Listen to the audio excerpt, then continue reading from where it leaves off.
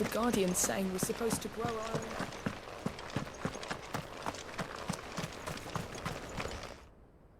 Ah, Lord Rossfield. What brings you to Eastpool? A delivery from Martha.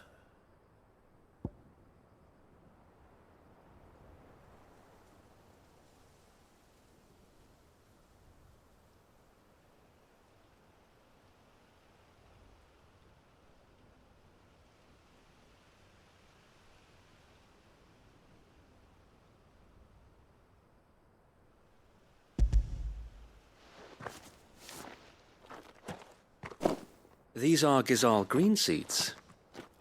Martha's keen to cut the apron strings then, is she? I jest, of course. You see, I had thought we might be able to revive the old wheat fields, but they'd long since gone to seed, only without the seeds. Martha was hoping he might be able to show the bearers how to plant and tend these, so that they'll be able to fend for themselves. That's not a bad idea. These bearers had only recently escaped their bonds before we brought them here. They know little of freedom, of providing for themselves and their loved ones.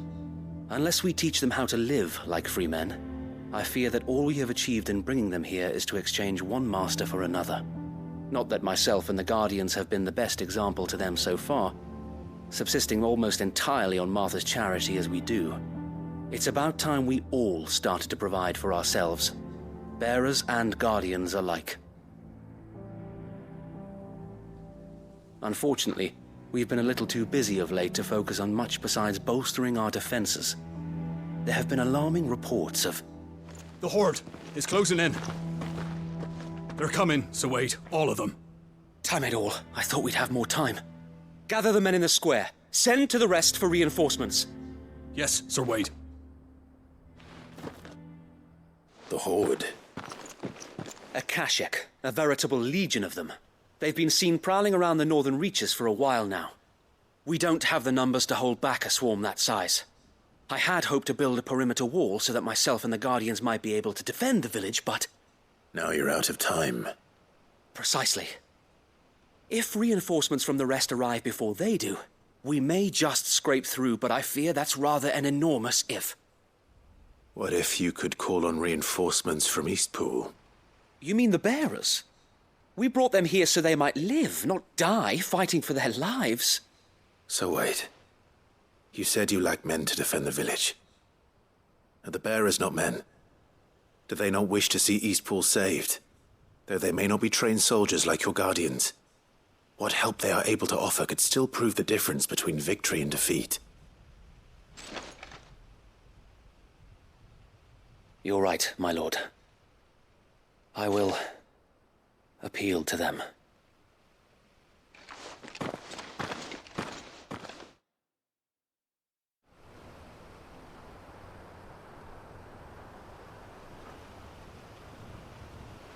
My friends, I humbly beg your aid. We Guardians are few and our enemies many. But I swear we can defeat them with you at our side. You would send us to the slaughter, to serve as bait for those fiends so that you and your men might be spared. And to think we trusted you. Say what you will, a home is not worth dying for. But it is worth fighting for. Sir Wade fights to give you lot a chance. Just like I do. Just like Sid does. We all wanted to give you a home where you could be free. And you got one, didn't you? This place, Eastpool. This is your village. Your home. And if you don't fight to protect what's yours, you'll lose it. You know I'm right. This world wants to take everything from you. Everything. Your homes, your freedom, your very lives. So then, are you going to stand by and let that happen to you? Are you going to accept fate like good little Bran did and die, having never stood up for yourselves? Or will you fight like free men and women?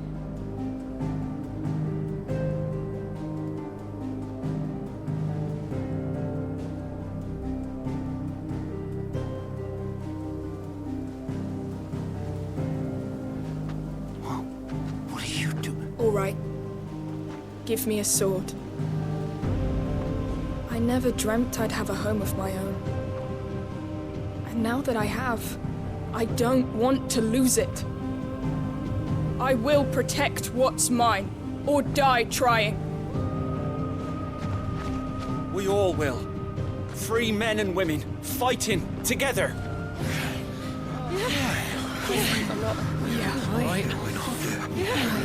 For Eastpool!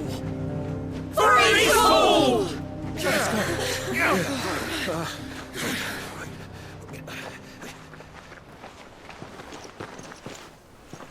Thank you, Martha. Don't mention it. Just promise me one thing. That you'll show them how freeborn fight. Gladly.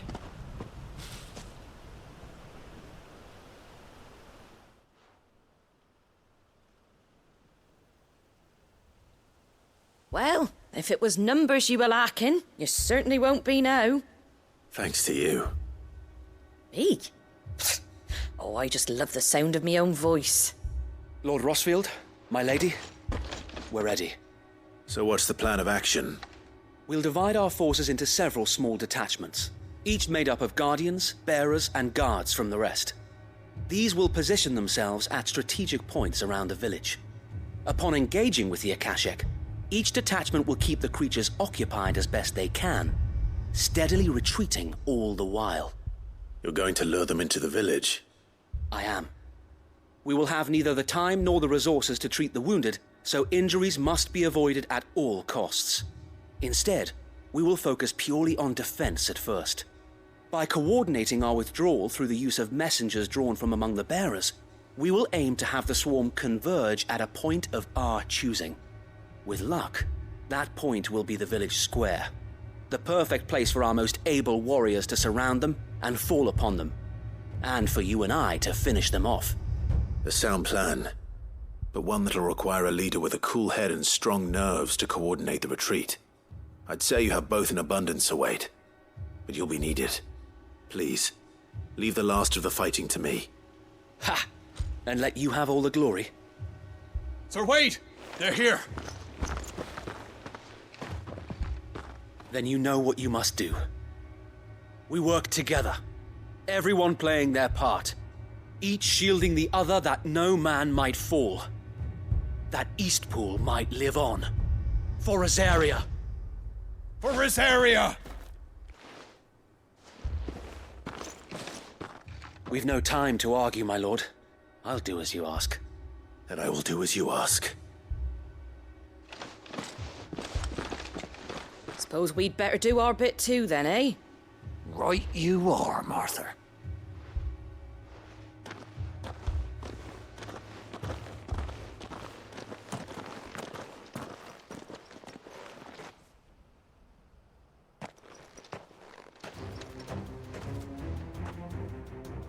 The calm before the storm.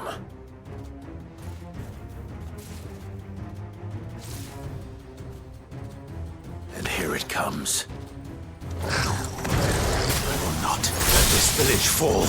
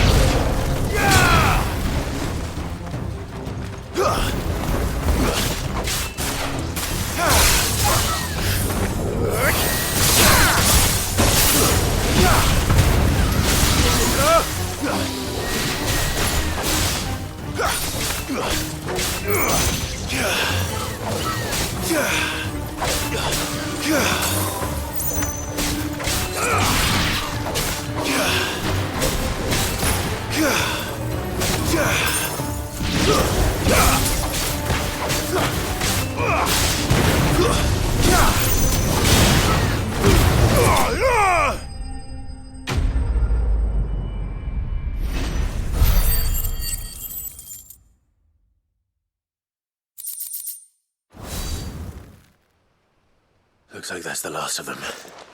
Lord Rossfield! Change of plan! What is it? Owl from the rest.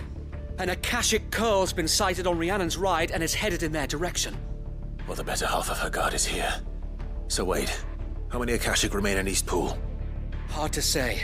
My men are still facing some resistance, but I think the worst is behind us. I could order a detachment or two to fall back and... No. Let them finish the job. You stay here too, Sir Wade. Your men need you.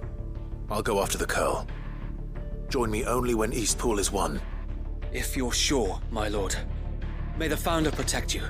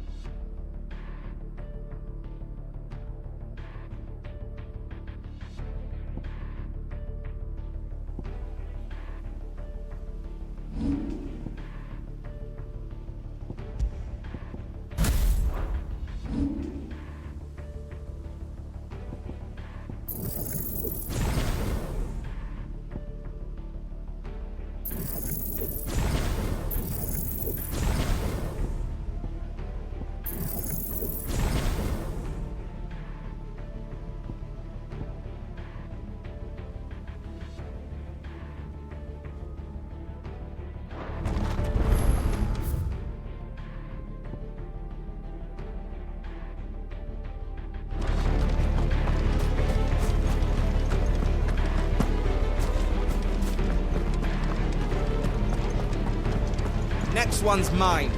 I might not know.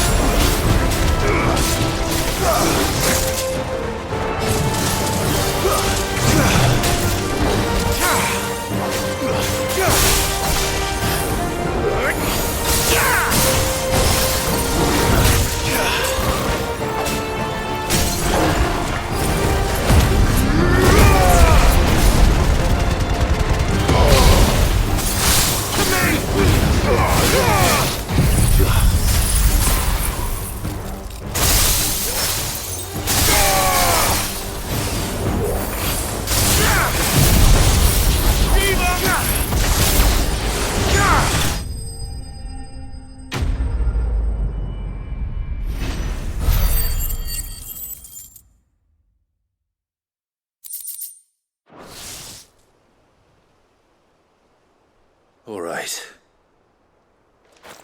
Back to Eastpool.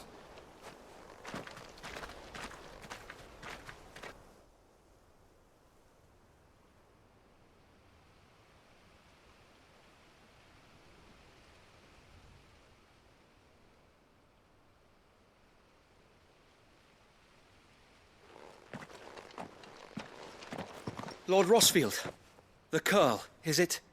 It's dead. Thank the Founder for that. And for you, my lord.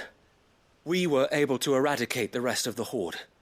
I have guardians posted around the village to keep watch for further attacks, but all seems quiet for now. I hesitate to say it, but I think it might be over. I think it might.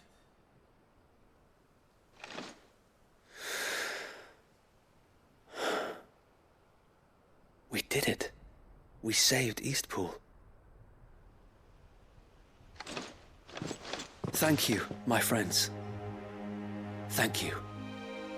No, Sir Wade. It's us who should be thanking you. You brought us together. Showed us what it means to fight for what you hold dear. We never had nothing to call our own before. We didn't know what it meant to protect it, but now we do. We really do. Forgive us, Sir Wade.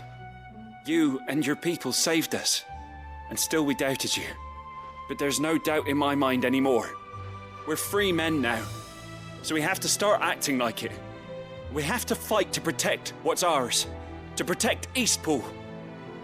And we shall. We all shall. Together. This is our home. And if anyone or anything tries to take it away, they'll have us to answer to. Come on then.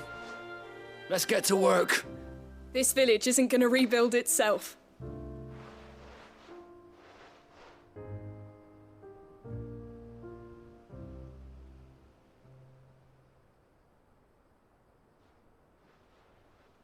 They're not slaves anymore. no. They're Rosarians. Your father took pity on the bearer's plight, and I believe if he were still with us today, this is what he would have wanted. I believe you might be right. I shall remain here, my lord, and do what I can to help rebuild the village. After all, this is my home now too, and I could hardly call myself an Eastpoolian if I didn't pull my weight. I think you'll find it's Eastpudlian, Sir Wade. But you should be proud all the same. I'll have to pull my weight too. Can't have the rest getting outclassed. Speaking of which, I ought to be getting back. Can we continue to count on your support, Martha? Of course, and I'll be counting on yours too. Us Rosarians have got to stick together, haven't we? Indeed we have. And Clive, come by the Golden Stables when you get the chance. I ain't paid you for delivering them seeds yet. All right. I will.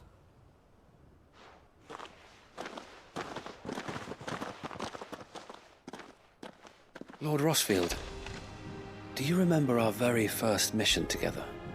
Clearing the goblins from the Stillwind marshes? How could I forget?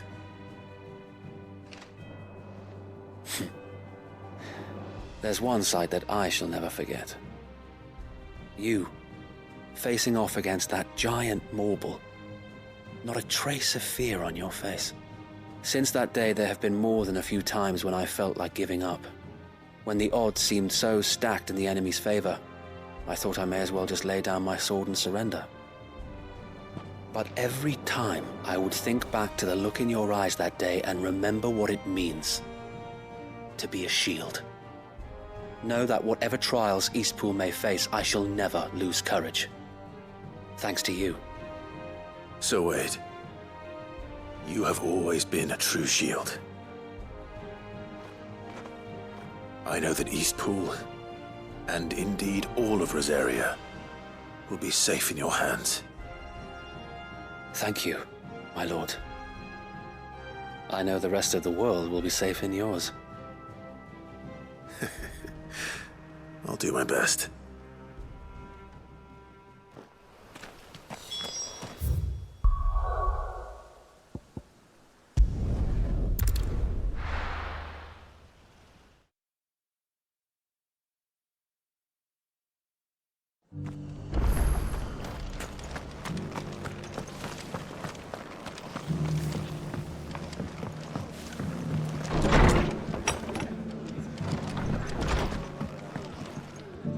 The hero returns. It's lucky you came by when you did, eh? Not only did my seeds get delivered, but you went and saved Eastpool and all. I just did what I could. And it's only right that you get rewarded for it. Take it before I change my mind. Thank you, Martha. So, Eastpool's finally back on its feet again. And a home to free bearers. Who'd have thought we'd see the day, eh? Well, it was your idea. I know that, but I never stopped to think what it would mean. Bearers in charge of themselves, thinking for themselves, working for themselves. Like your hideaway, but not even hidden away. Though I suppose the rest ain't much different nowadays. You know, bearers living free like that reminds me of when I first met Sid. Loath as I am to recall that particular day. I take it you didn't always see eye to eye. What happened? Well, if you really want to know, I started doing what I do long before I met Sid. In fact, that's how I met him. Or at least how he came to meet me. He showed up at the stables one day, asking questions about who'd been buying up bearers. Founder knows what he thought I was doing with them. Running a hunt, poking around in their innards. Something awful, anyway. Me, I thought he was a new constable. Thought the game was up. But somehow we both managed to work out what each other was about. And before I knew it, the cheeky arse was rattling on at me about how I was doing it all wrong. After all my hard work. Told me I was giving them relief, but not freedom. That my bearers were still dying as slaves. Got right under my skin, it did. Told him if he didn't like it, he could bugger off and report me to the garrison. And do you know what he did? He smiled. And then he laughed. And then I did the same. We made a pact that day, that whenever one of us was in need, the other would always be there for him. And you were? Well, we both wanted the same thing. To make life better for bearers. Just like your dad. Do you know I was born right around the time Elwyn became Archduke? Growing up, I saw how he tried to change things. He certainly didn't lack for ambition, that one. Indeed. But the loftier one's ambitions, the harder they are to achieve. Which is why those of us who follow in their footsteps need to finish what people like Sid and my father started. Suppose you're right, aye. And if we don't manage it, there's always them who come after us. Good thing we've got a few half-decent sorts waiting in the wings, eh? It's almost enough to give you a little bit of hope. Just a little. Anyway, enough nattering. Better get back to work. Let's see about making everyone some dinner, shall we?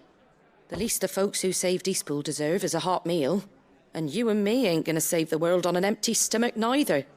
That sounds like a wonderful idea.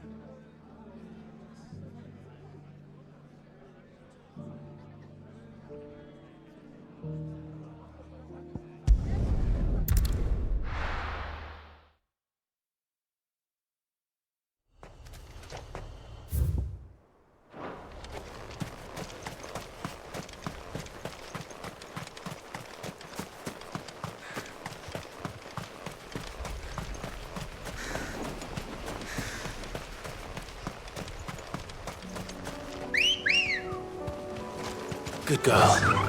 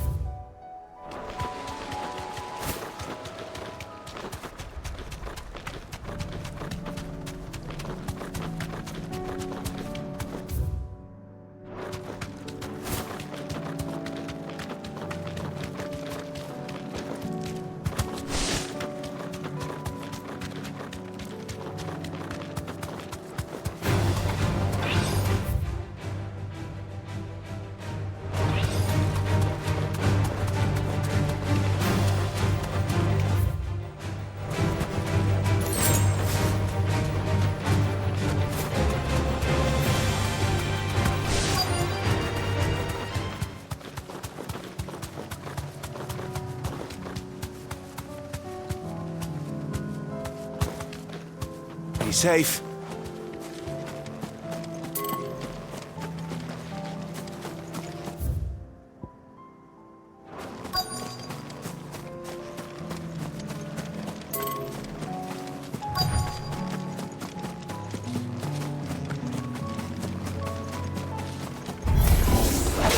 I'll need to deal with these ones first.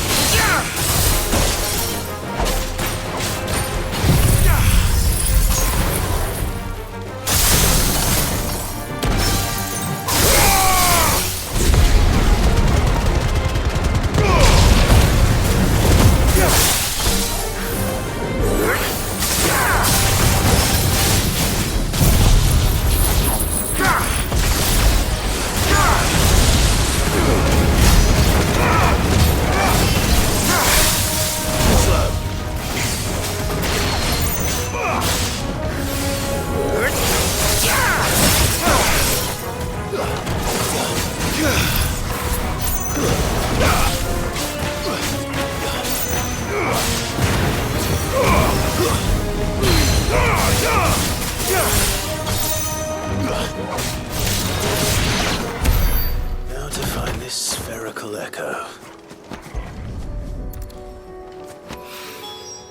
This is it. Right then. Just two more to find.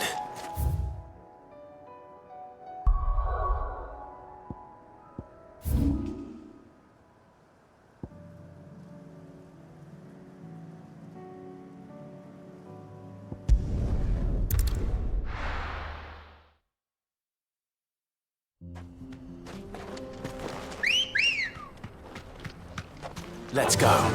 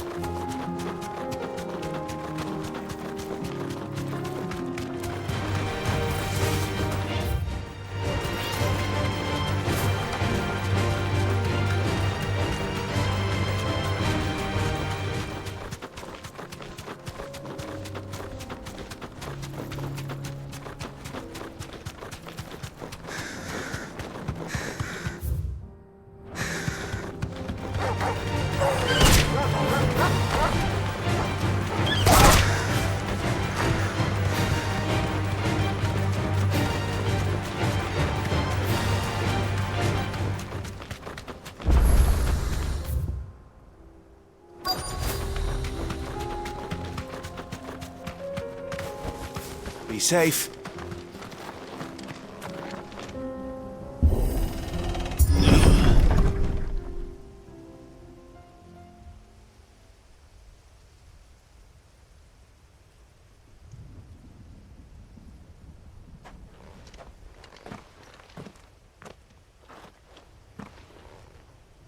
Oh no.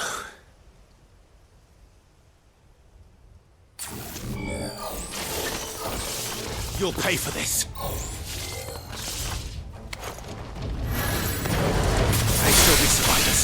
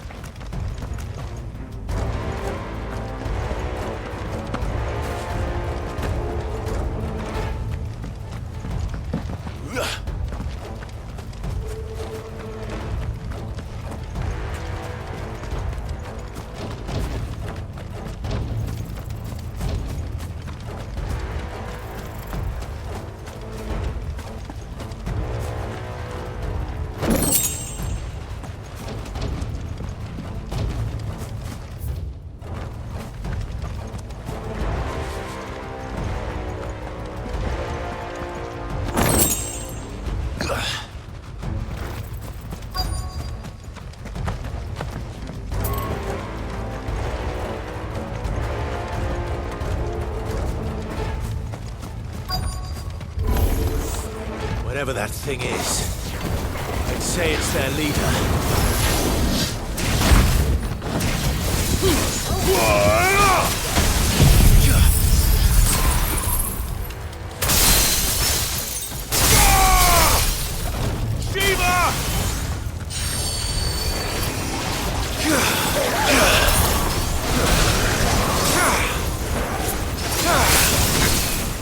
Too slow.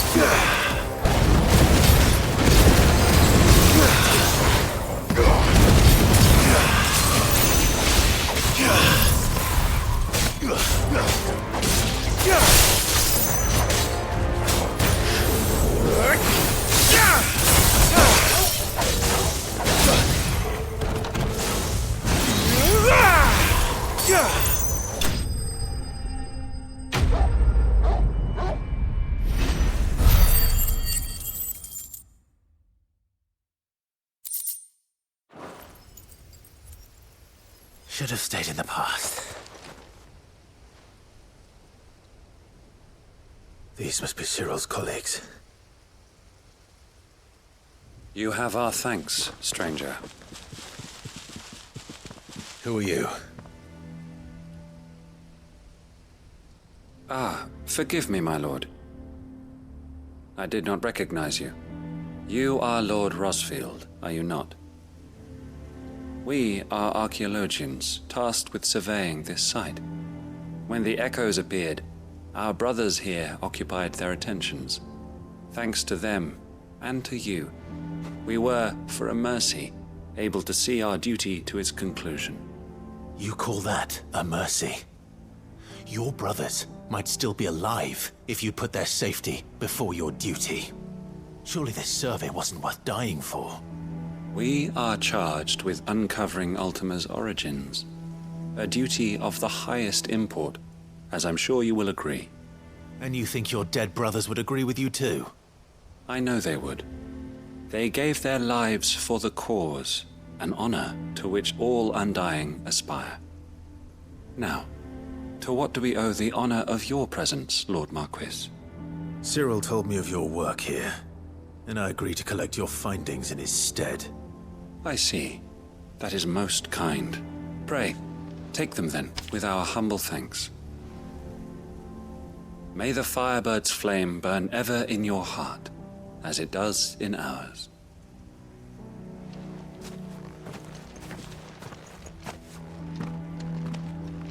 It's one thing to lay down your life for another, but for a survey... I suppose I'd better get this back to Cyril. Think no more of us, my lord.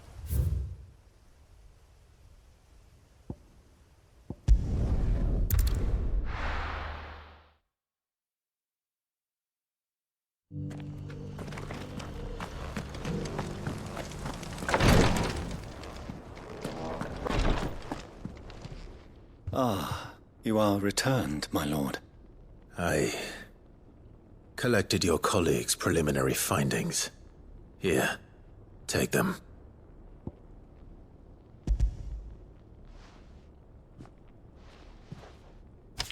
My thanks.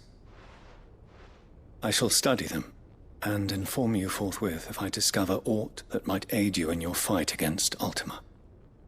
Cyril, your survey party suffered several losses in Kratov.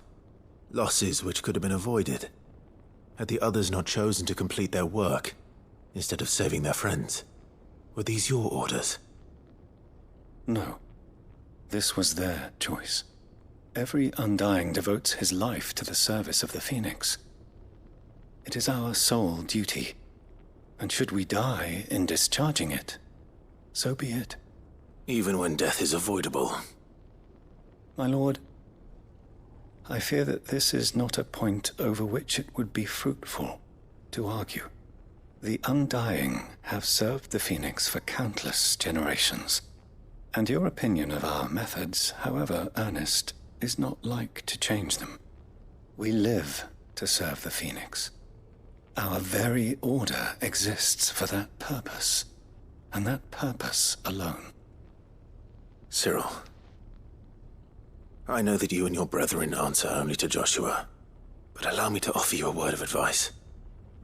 It does not further the cause of the Phoenix to have his loyal followers surrender their lives without good reason. Provide your survey parties with an escort, that they might live to do their duty for years to come. Think not only of how you can serve the Phoenix, but how Joshua would want you to serve him. Please. For all our sakes. I thank you for your advice, my lord. If you will permit me to respond, our faith in his grace, Joshua Rossfield, is absolute. And we of the Undying will do what we believe is right to fulfill our duty unto him. As first shield to the Phoenix, I am sure you understand what it means to do one's duty. I do. Then we are of the same mind. And it is my hope that we may continue to do our duty together.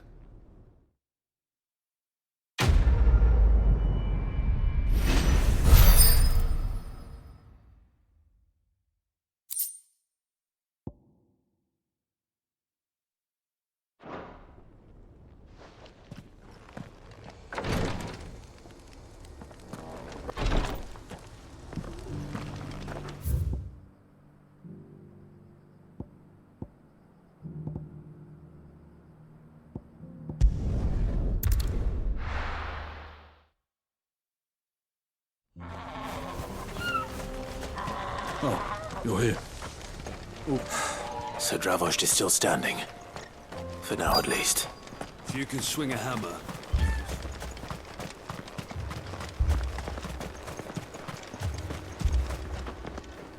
Clive! You're here! And the Akashic? Mostly off to the north still. But I spoke to Doris's scouts and it turns out things are worse than I thought. There's swarms of them out there. Told old Snotty to be ready to seal the north gate. That should buy us some time if we need it. Enough for the villagers to barricade themselves inside their homes at least. Well done. Welcome back, Sid. I'd never have guessed, you know. Not if August hadn't let slip. Who'd have thought that the savior of Dravost would turn out to be the realm's most infamous outlaw? Keen to help us out again? I am. Thought you could sneak off without me, did you? Blackthorn. Oh, what are you doing here? One of the scouts couldn't keep his voice down. Unlike my best mate who didn't think I deserved to know. Zoldan, how long's it been? Long enough for us two to turn into a pair of old codgers, I see. That your idea of an apology?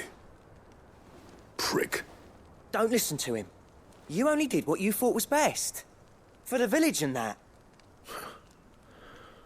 I did, Yeah.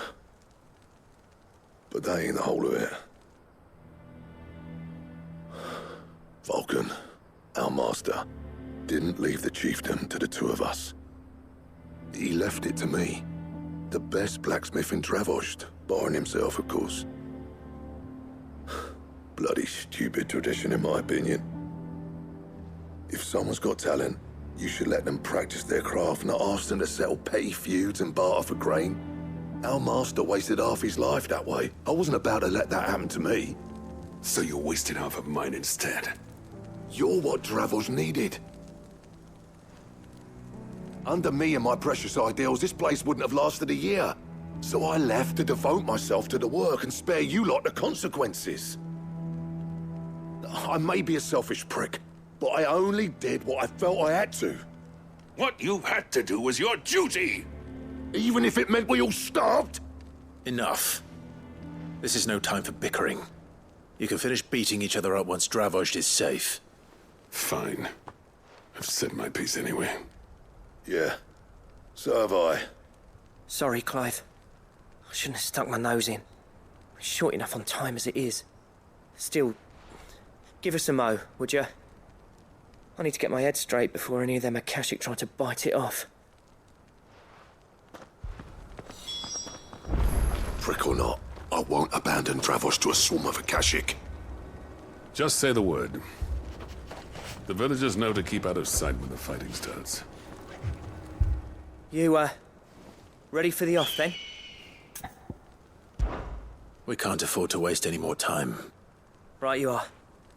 Might be worth having one last word with the scouts, though. Don't want any nasty surprises, do we?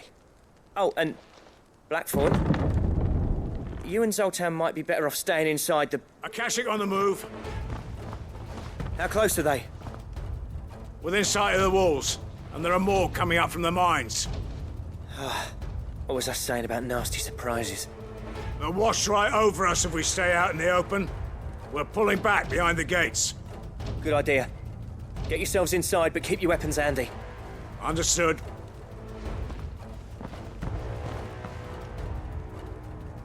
I'm prepared to fight if I have to. Well, let's hope you don't. That's our job. Once the scouts are inside, order your men to barricade the gates. No heroic last stands, you hear me? No fighting at all if you can help it. August's right. I've seen what Akashic beasts can do to armor. The people here are tough and willing, but they ain't equipped to face what's coming. I'm going out there. Start work on the gates as soon as I've left. I'll give you as much time as I can. And if they kill you? You evacuate. But it won't come to that. I promise. You'd better be right. Take good care of Dravost till I get back. Leave it to me. And give those things what for, yeah?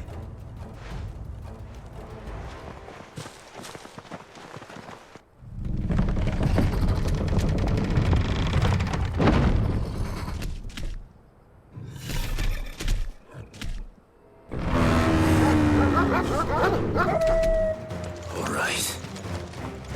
Which one of you's first?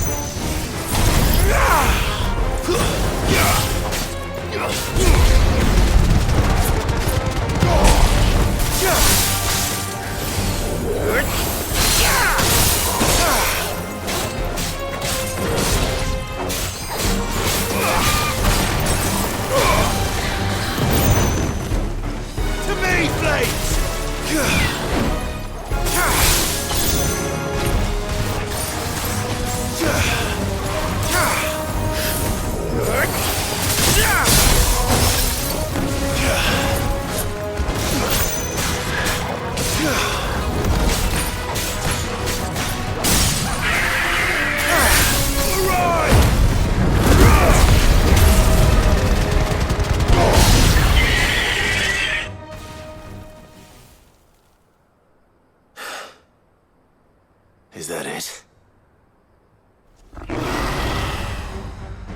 Apparently not.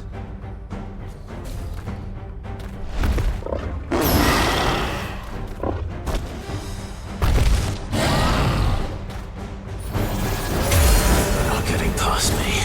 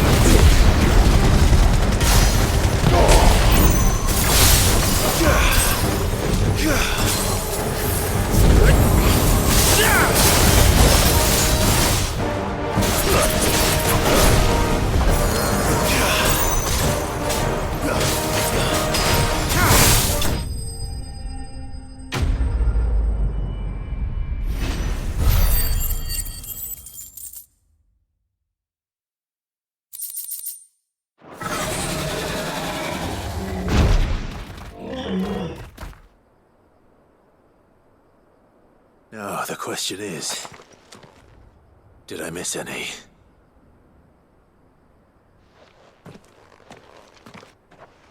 Man alive!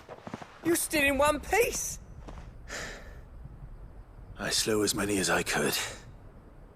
As many as I could, he says. The old bleeding lot, more like it. Well, almost. Only almost. Yeah, one or two did try to sneak over the wall.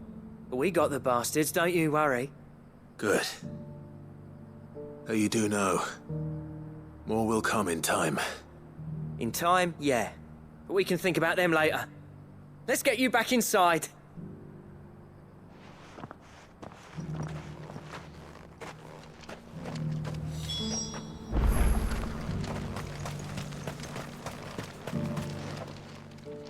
Sid! You're even more fearsome than your reputation. Enough to give those Akashic monsters nightmares. I almost felt sorry for the wretched things. But mostly, I felt grateful. Dravoged won't forget what you did today. I'm afraid I've only delayed the inevitable. There's no getting rid of that ether flood. Meaning that any living thing which stumbles into those mines will end up clawing at your walls again. And that's if the flood don't spread. If it does, well, I hate to say it, but the village's days are numbered. That may be, but we're staying just the same. With ether floods springing up all over, it's no less safe than anywhere, and more importantly, it's our home. We'll fortify the gates to the north, and I'll see that they're guarded day and night. All right. Then we'll give you a hand shoring up those defenses. As for you, Blackthorn, that's twice you've turned up when Dravos needed you. So, thanks. I shouldn't have stayed away so long. And I shouldn't have left without talking it over with you first. Too bloody right you shouldn't. Though I doubt I'd have listened. I always envied you. How you made everything look so easy when, for me, it was anything but. You leaving gave me the perfect excuse to hate you. And from that day on, I never once stopped to wonder what it would have been like if you'd stayed. But what you said earlier, it was true. You'd have been the death of this place. Finally, something we can agree on. I hope you see the sense of it eventually. You kept this place alive. Alive, perhaps. Wealthy even, but Dravoged isn't what it once was. Our work used to be the pride of Dalmekia. Now, we churn out the same rubbish day after day because it's easy and turns a profit. It's not about the craft anymore. I wouldn't send my sons to war wearing the shit most of our smiths are making. I've kept working, honing my skills, trying to lead by example, but no one sees the point. The average castle apprentice has as much passion for the craft as our current lot. Come back to us, Blackthorn. Remind Dravoged what a true master blacksmith looks like. I'll even man those bellows of yours if it means we can work at the same forge again. That's a kind offer. Kinder than I deserve. And I wish I could accept, but I'm needed elsewhere. There's people who trust their lives to my steel, and I daren't let them down. Fair enough. But that doesn't mean I couldn't visit from time to time. Let's see if we can't rekindle this town's passion for the craft, shall we? I'd like that. Just be sure to tell Snotty to let me in the next time I come calling, yeah? Knowing him, he'd let you in anyway. Blackthorn. The Master Smith turned outlaw, back in my good graces. I never thought I'd see the day.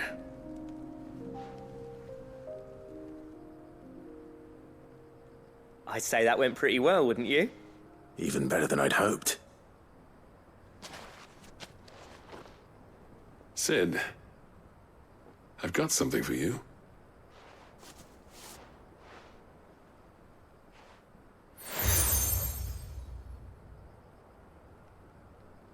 And this is? A token of our lasting gratitude. But I'm of a mind to make you a far grander gift. Designs for a certain sword have been passed down from chief to chief for generations. Now hold on, Zoltan. There's a reason no one's made that blade in centuries. There's not been a craftsman equal to the task. I'll admit your cinders make impressive steel, and I've learned to hone an edge Odin will be proud of. But the engravings on that thing are enough to make a jeweler cry. And they're not just for show, either. Have you forgotten what brought you back to Dravozd in the first place? A certain ring? I knew I'd never surpass you with the hammer and tongs. So I turned my hand to a different kind of metalwork. Between the two of us, I'd say we're the equal of any master craftsman ever to have graced a forge.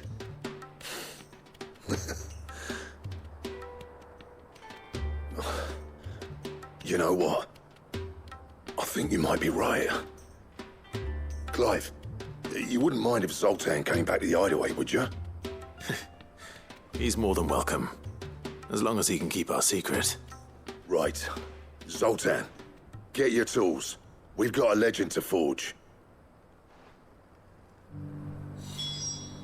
With a little help from Blackthorn, I don't see why we can't. I'll tell you what, Clive. If we pull this off... I'll get him back to the Hideaway. Don't you worry.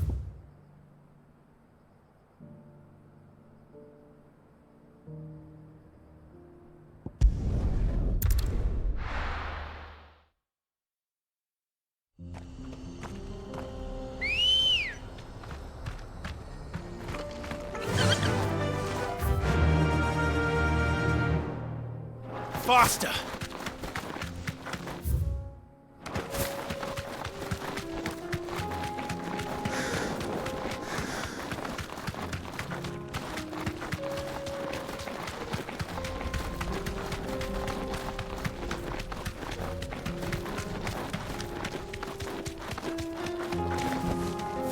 Thanks, Gal.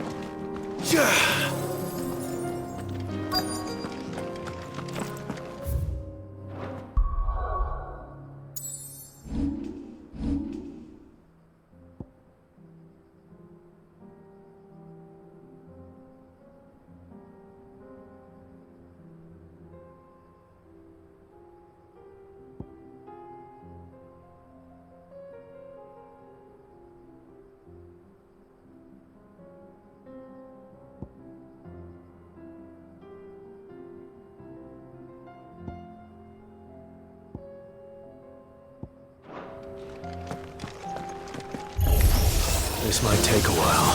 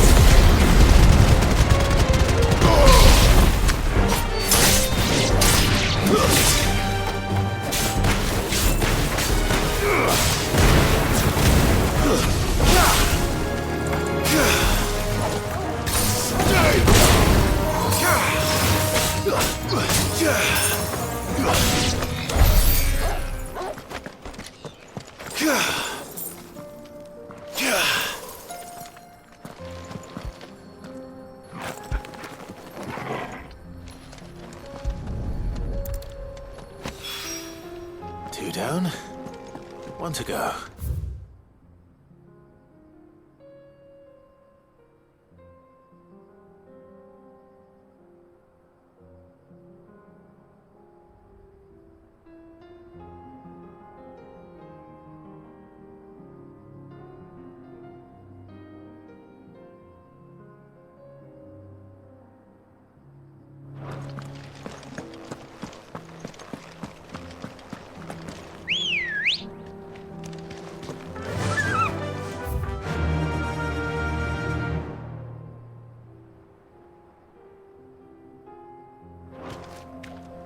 Fly, Ambrosia.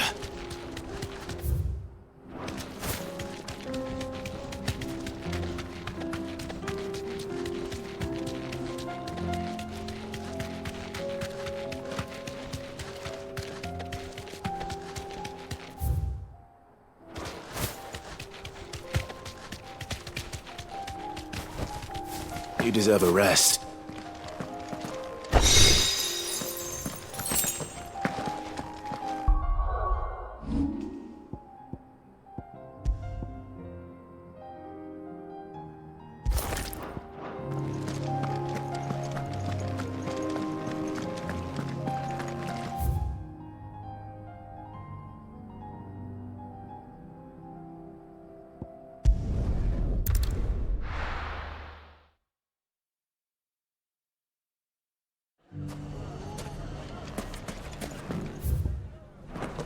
Everything back the way it was.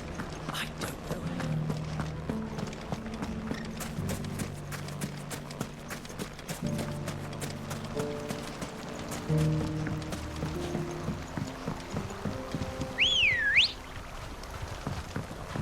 Good girl. Those ne'er do wells.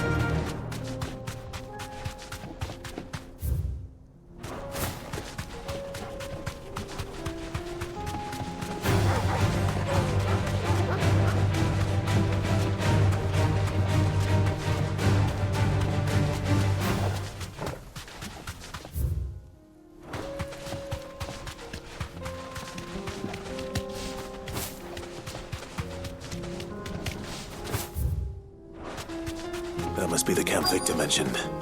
Come on then, Toggle.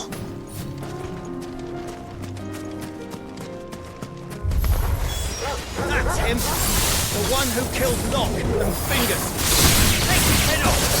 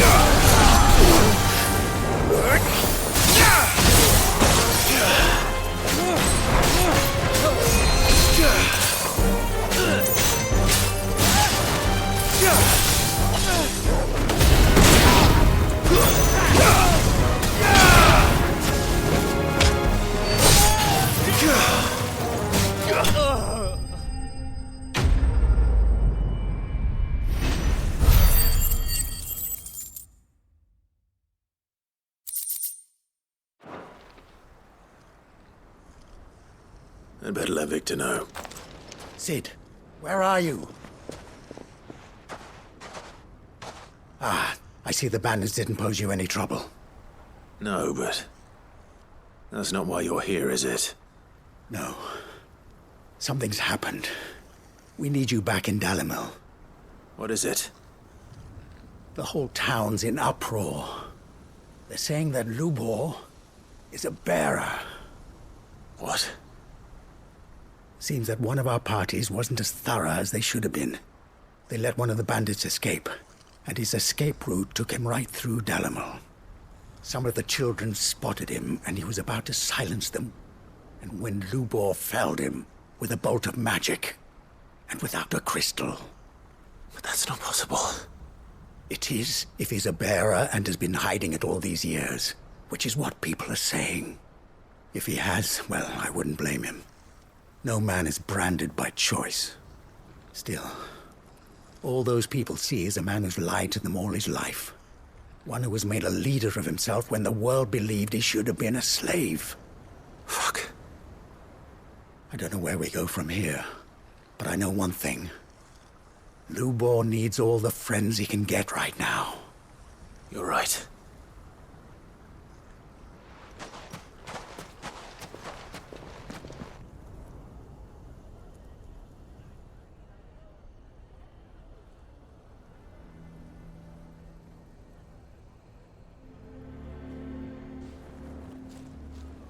And now everyone knows. I made it a habit to keep a crystal close at hand for just such an occasion. And when that occasion arose, I forgot to reach for it. Well, it was bound to come out sooner or later. We're sorry, Lubor. We tried to keep running, but we just couldn't anymore. There's nothing to be sorry for. I rather enjoyed playing the hero for once. All that matters to me is that you two are safe. Look at him talking to his betters like it's nothing. All lies, I'll wager. Just like the ones he fed us all these years. Once people make up their minds, it's hard to change them. We need to do something, and quickly. Convince the people not to let their prejudices blind them. Convince them that nothing has changed. That their enemy lies outside these walls, not within them. You're right. We should speak to everyone. I'm glad you agree. I'll handle the townsfolk. I'm a Dalmec born and bred. They listen to me. You head to the tavern. Make Conrad and Natalie remember who Lubor really is. They know that Lubor and I are friends. I might not make for the most impartial of interlocutors.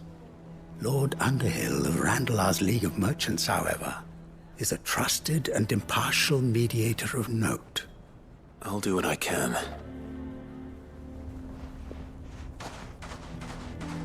Lubor, stay here with the children. I can't promise anything, but we'll try. And that is all I can ask of you.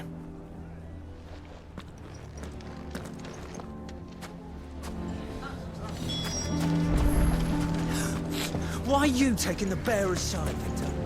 You want to? You know I'm not. Just listen. Why do they always have to make such a fuss?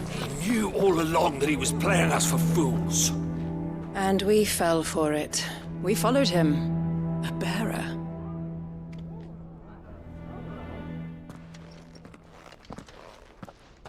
Forgive me for disturbing you, but could I have a moment of your time? I've seen your face before. As have I. Lord Underhill, wasn't it? Of the League of Merchants. That's right. I wanted to speak to you about Lubor. The rumors that he's a bearer. All true, I'm afraid. He'll never be mayor now. Not if I have anything to do with it. But what of his wares? Bearer or no, his steel is highly valued throughout the Republic. In this at least he's done the town a service. Might that not earn him a little leniency? Leniency? He pretended to be one of us when he was laughing behind our backs all the while. I'm sorry, my lord, but he lied to us. He lied to you. He cannot be trusted. So what do you propose? Will you drive him from his home? Close his forge? Perhaps. That is a question for the people of Dalimil, and they will thank you not to get involved.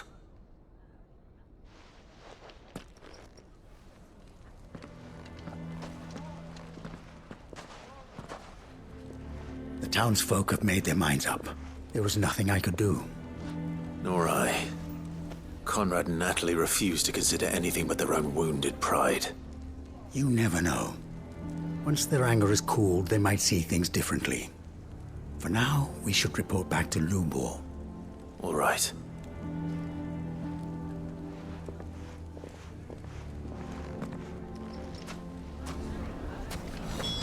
Why the hell would Victor take the bearers? For a share in... I assume the situation is hopeless? There's still hope. But...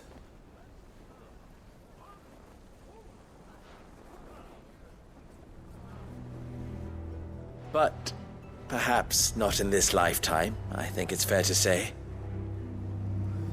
You mustn't think like that, Lubor. Give them time. They'll come around. We'll talk some sense into them in the end, you'll see. No, you won't. And your efforts would be better spent elsewhere. But Lubor... Rosina would often tell me... that steel does not lie, that a blade is a reflection of the smith who forged it. To yourself be true, that was her point. Rather an ironic one when you consider that her life was taken with a blade of her own making. But I do not doubt that she was always true to herself and what she believed in, right to the end. And so must I be. I must do what I know to be right, no matter what others might think of me. And now, I know what that is. I must embrace my new role of villain so that the people of Dalimil have something to unite against. For only united can they hope to stand against the threat that awaits them. I'll need to make a suitably dramatic exit, of course. Don't go, Lubor. You're the only one who was ever kind to us. We'll be all alone. Again. Trust me, little ones, it is for the best that I go. Not only for the town, but for you, too. How could it possibly be for the best? These children need you. The least you can do is give the townspeople a chance to change their minds. I would not take it, Victor. It's over. Over, you say? And so just like that, you're going to throw this town and these children to the wolves? I thought you were better than this. But it seems you had me fooled as well. Victor. Forget it. Do what you will. Are you sure you're making the right choice, Lubor? Of those available to me, I believe it's the best one. Yes. Ah, but where are my manners? Here. A reward for clearing out that bandit camp. Right then. I have packing to do. If there's anything I can do. Anything. I'll bear it in mind. Thank you.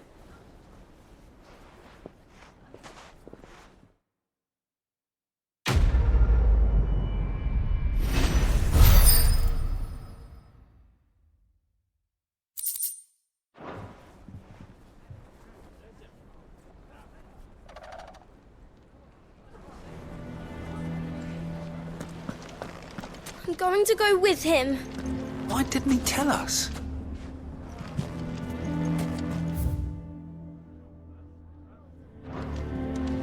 If you're going to try and convince me to stay, save your breath. I will not put those children at risk. Why the hell would Victor take the bearer's side?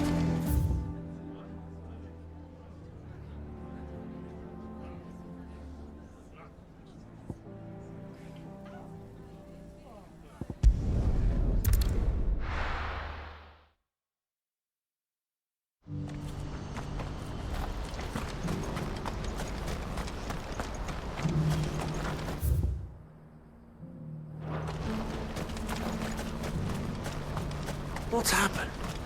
Guards at the gate. Please. Some fruit. A crust of bread. Well met. You've a discerning eye.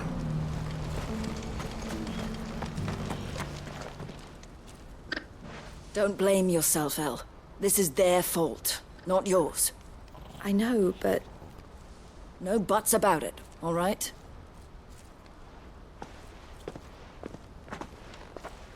Is something wrong?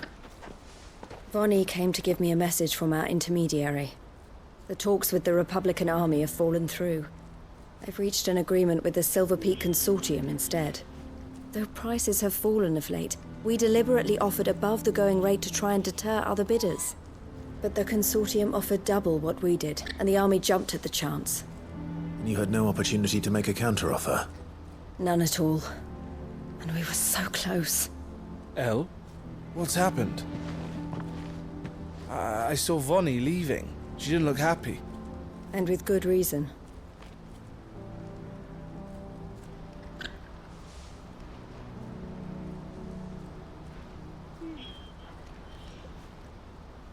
But I thought we were the only ones the Fist were speaking to about the bearers. How did the Consortium even find out about this? It's not so surprising. They have ears all over the Republic. This isn't over. The Consortium will have to sell these bearers eventually, and at the price they paid, buyers will be few and far between. I'm going to Randalar myself. Alone? You sure that's wise? Are you offering to be my bodyguard? How kind. Meet me at the checkpoint near the capital gates. I'll send an owl ahead and request a meeting.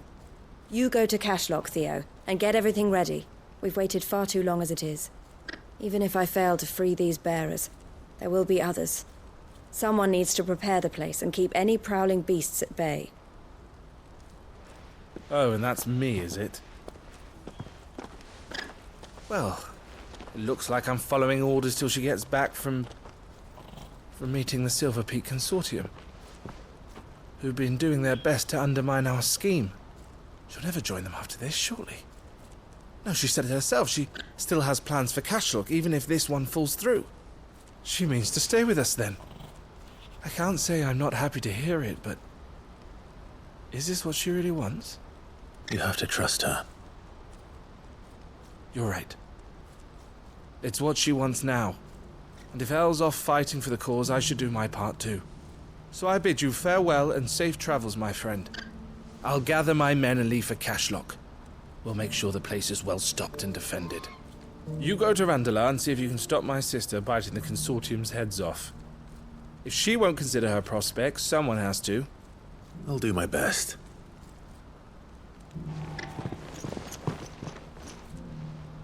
All right. To Randalar, then.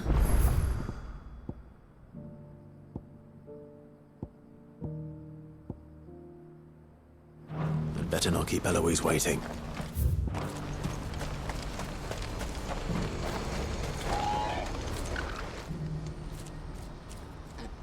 Well, this isn't at all foreboding.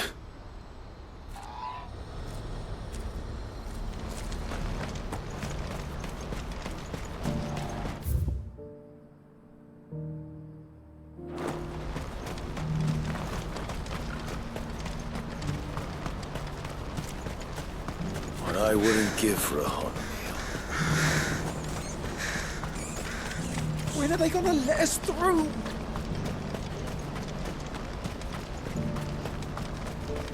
Yeah!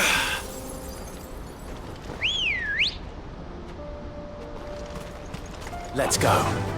Yeah!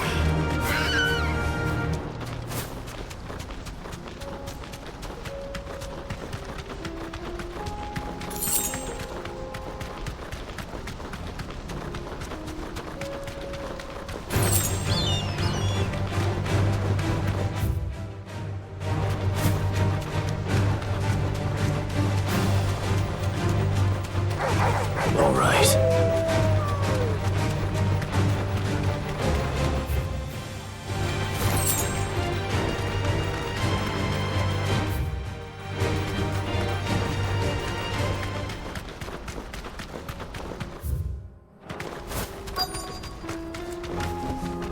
Be safe.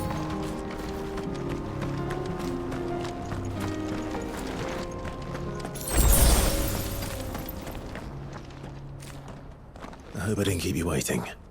Did you arrange to speak with the Consortium? Here they are now. You wish to consult with me? I did. It's about the bearers you recently purchased from the Fist. We had all but finished making arrangements to buy them ourselves, and then you stepped into the fray. You misunderstand. The Consortium had an interest in purchasing them from the very first. It was only our regard for you that kept us from bidding. But your hesitancy in accepting our offer to you suggested that the regard was not mutual. And so we resumed our business. I did not hesitate. I am simply not inclined to make such decisions without first giving them due consideration. But what is done is done. Come then. How much do you want for them? Alas, you are too late yet again. We rarely take on such unconventional merchandise without a purchaser in mind. The bearers belong to him now. Who is your buyer? A trader from across the water. A most demanding fellow, if it's any consolation. He insisted the bearers be fed, dressed, even given their own bunks for the voyage over. That's what you get when you deal with continental types. I wouldn't know. Oh yes, the culture on the continent is quite different to ours. They pay good money for bearers not fit for the knacker's yard, and treat them like kings. But as long as they pay... That does sound unusual. No matter then. If they've already left our shores, there's little that can be done. Allow me to withdraw my interest. And with it, my interest in joining your organization.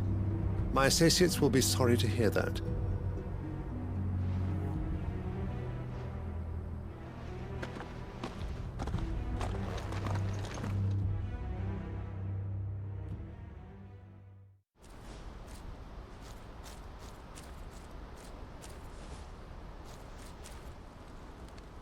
I'm sorry you weren't able to save them.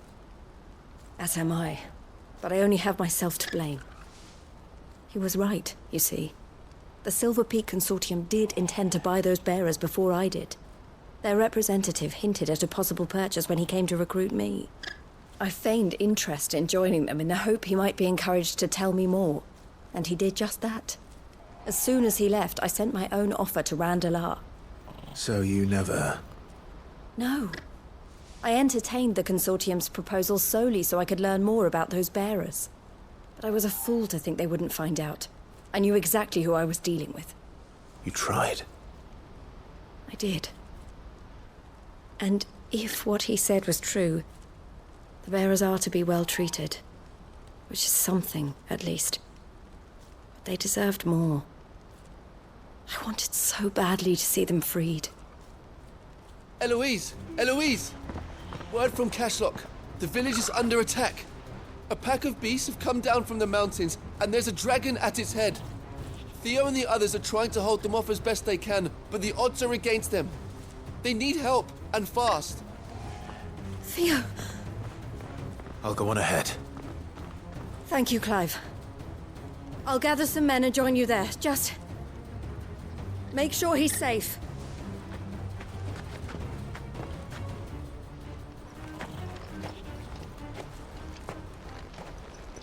Hold on, Theo. I'm coming.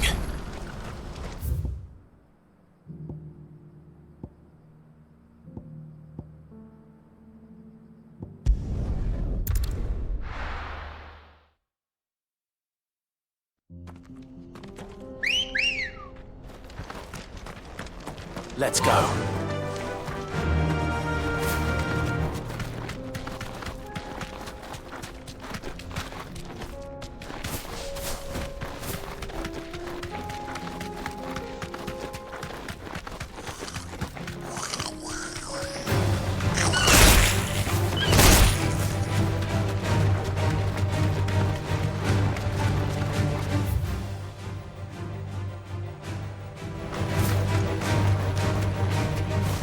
That's it!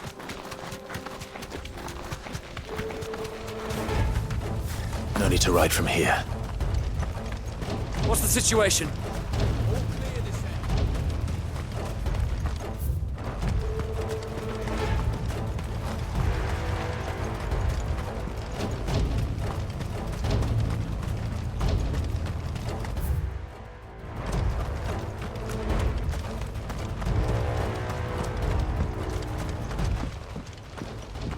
Where's Theodore? Upriver! He led the dragon that way to keep it from the village, but the whole area's flooded with ether. We just have to pray he makes it out in one piece. I can do better than that. Torgal, with me.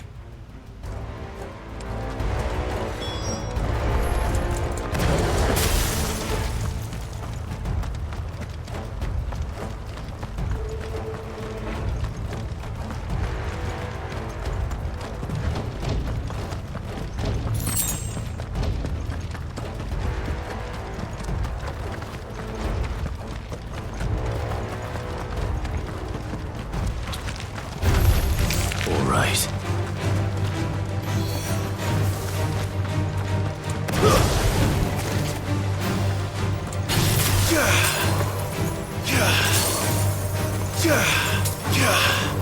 Where are you, Theo?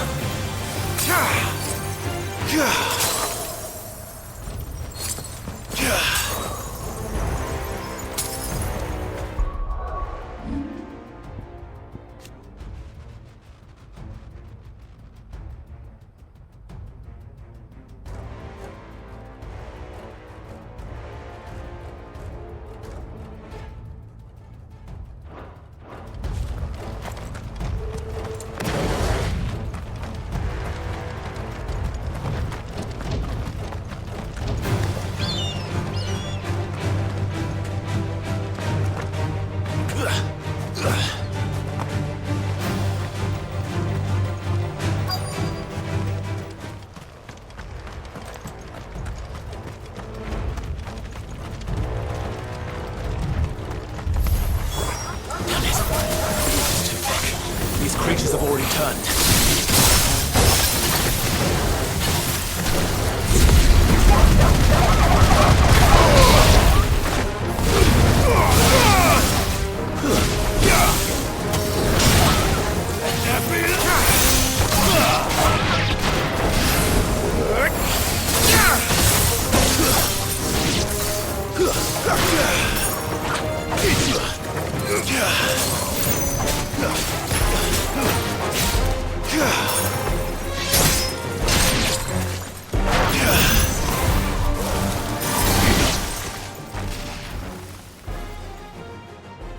I can't waste any more time. I need to find Theodore before that dragon does.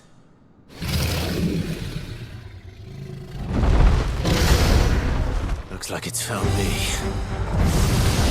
This thing's turned as well. This isn't going to be easy.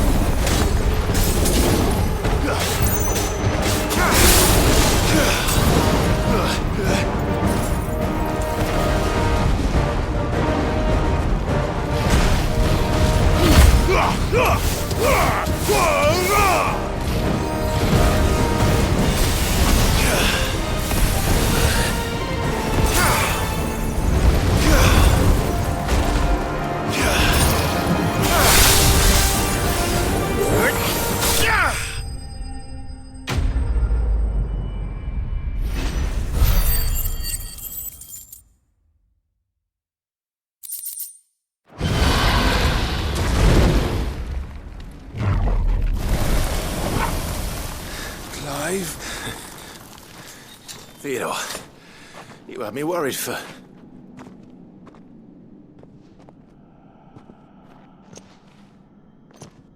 We have to get you out of here.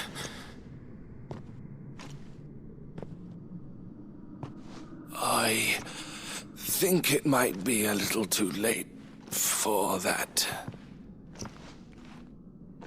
Bearer or no, there's only so much ether a man can take, and that Drake just wouldn't let me leave. You have my thanks, Sid. for finishing what I could not, for keeping Elle's dream. Theodore!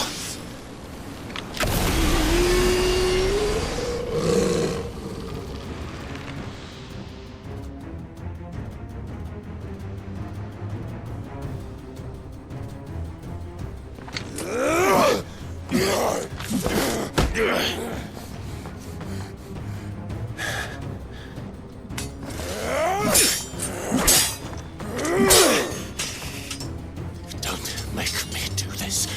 Stop it, Theo! Stop! Stay back, Eloise!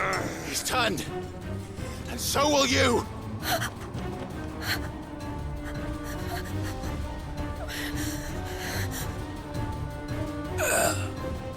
Elle. Theodore.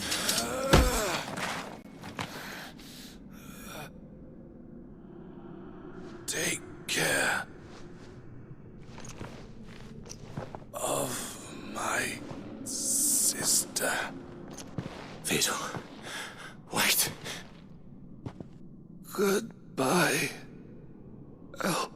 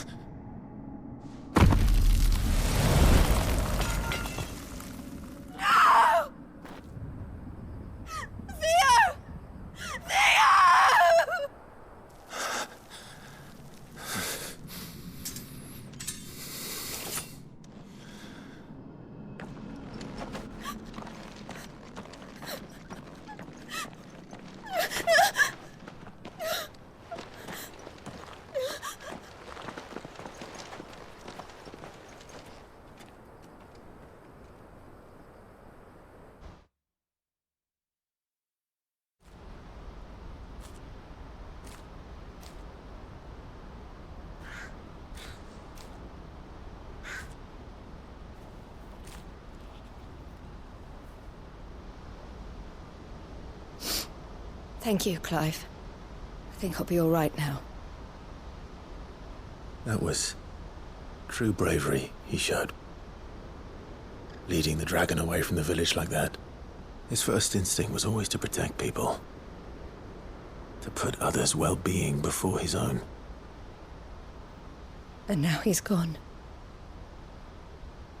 Because I sent him to that place, against his will. It wasn't against his will. He was ready to do whatever it took to show you he could stand on his own. So that you would finally be free to live your own life. To live my own life? He never could come to terms with the choice I made. What exactly happened?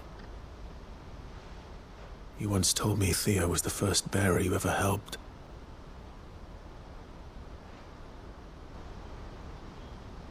We grew up in Canva. We were born to one of the great trading houses. And I was chosen to inherit the family business. I had my father's head for figures, you see. Theo did not. While I studied the art of commerce, he played at soldiers instead. A late bloomer. In more ways than one. For unlike most bearers, it wasn't until his 15th summer that his powers awakened. My parents tried to drive him out of the house and into the care of the constables. But before they could, I took him into mine. Theo told me something else. He clearly admired your devotion to the cause of freeing others like him from slavery. But he said you deserved a better life than this. He wanted to free you from what he called your bonds, just as you freed him from his. I would be lying if I said I had not wondered from time to time how much easier my life might have been if I had allowed Theo to be taken and devoted myself to the family business instead.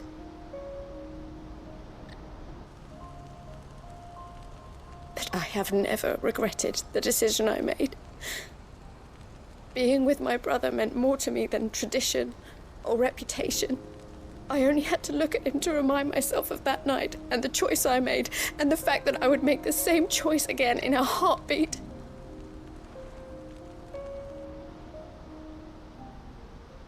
He was never a burden. How could he even think that? If anything, I was the one who weighed him down. You weren't, Eloise.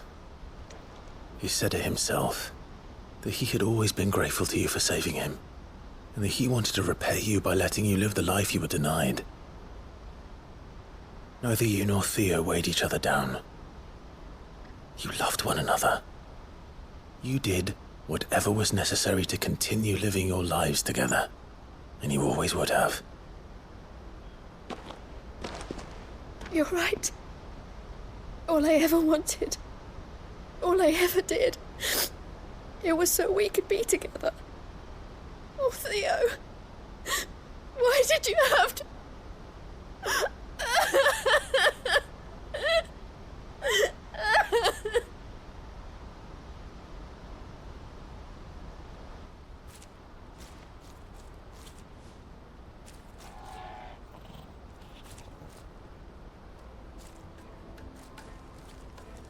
I know Theo wanted me to move on, but I'm staying here at the Crimson Caravans to continue our work. We can make a difference here. We can help people, save them. I need nothing more from life than that. So I'll carry on doing what we do, ensuring that goods, people, bearers get where they need to be, bringing smiles to people's faces just like we always have, and to Theo's. Wherever he is. This is the life I have chosen. The life I will always choose. I've made a choice of my own, to continue helping you however I can. Whenever you need it. Thank you, Clive. Let's go on together then. For Theodore.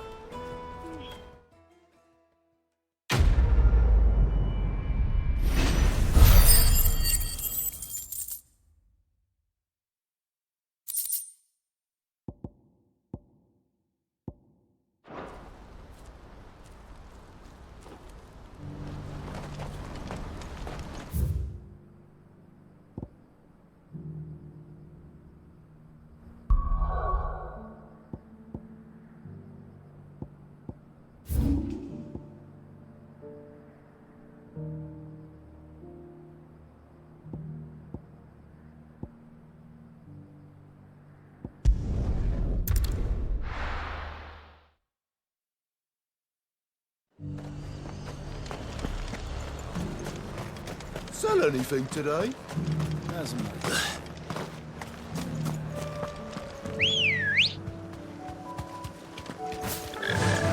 Yeah!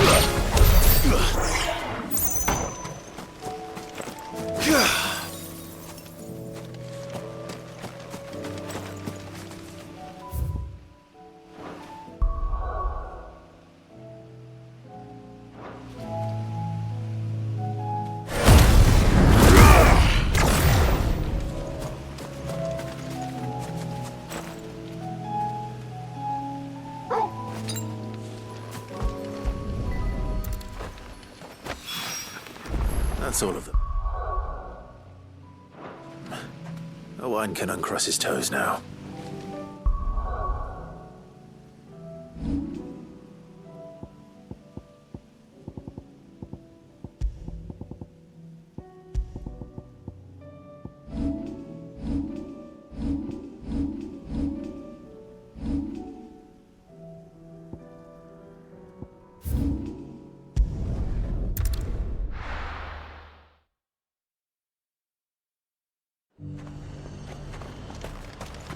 The Dominion's all but done for. Was that shouting I heard from the barracks? You're that sellsword the Dame so fond of. I think he was the only one who survived.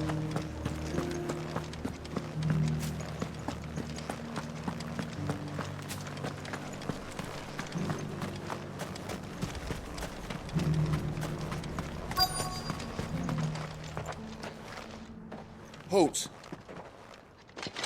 Oh, sorry about that. You're the Dame's man, aren't you? You got some business with the captain? No, actually. With the Duke. I was hoping I might be able to speak with him. We're under orders not to let any civilians pass. But you should be all right. His Eminence has heard all about you and your heroics. Wait here. I'll go and ask.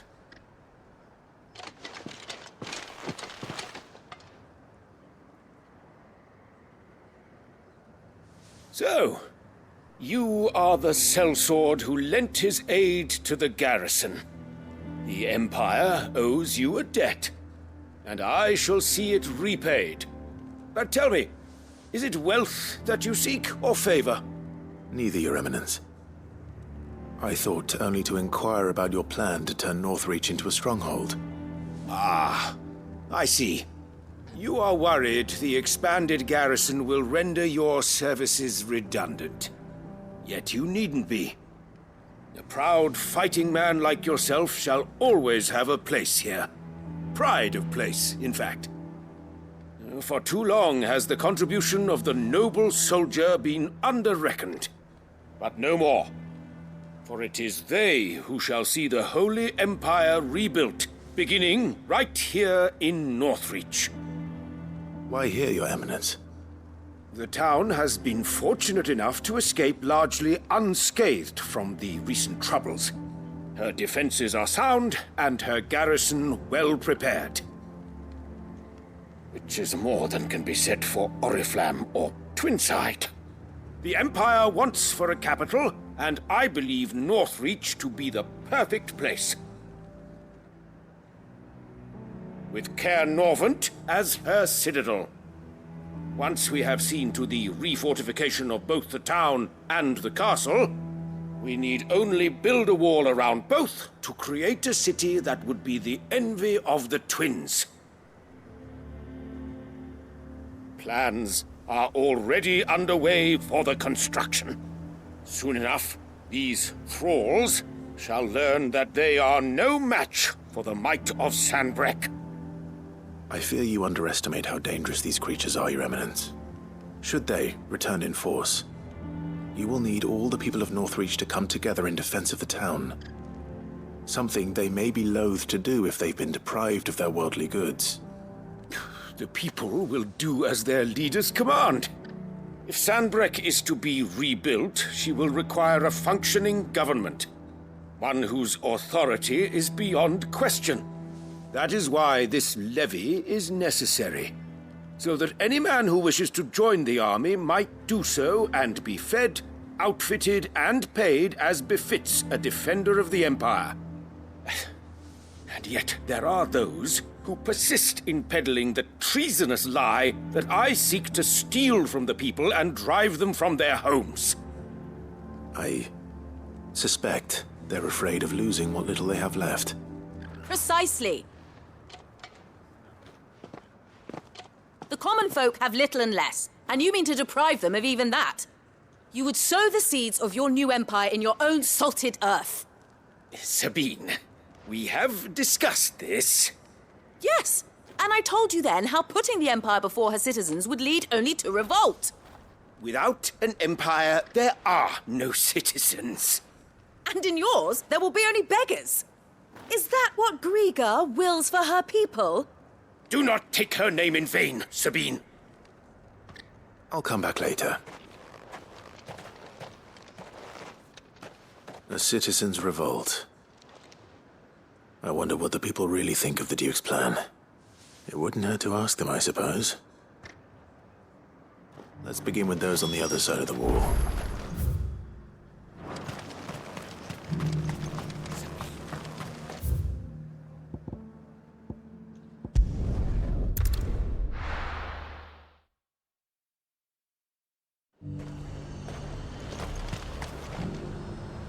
I've been hearing a lot of talk about a certain Duke. Nothing good, I'll wager. Going around acting like he owns the place. And with hardly a word to the dame. This is her town, not his. I take it you'd rather she was in charge. As far as I'm concerned, she still is. Just need his eminence to sod off back to Oriflamme.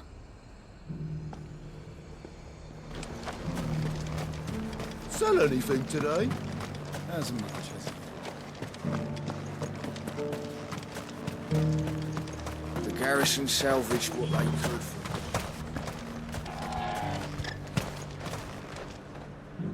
A question, if you don't mind. What do you think of the Duke of Oriflamme? Don't get me started. You build a life for yourself somewhere, only for some noble to turn up and tell you you've got to hand it all over to him. If he thinks his name and his chains give him the right to empty our purses, he's in for a rude awakening. We'll do whatever it takes to keep what's ours. Whatever it takes.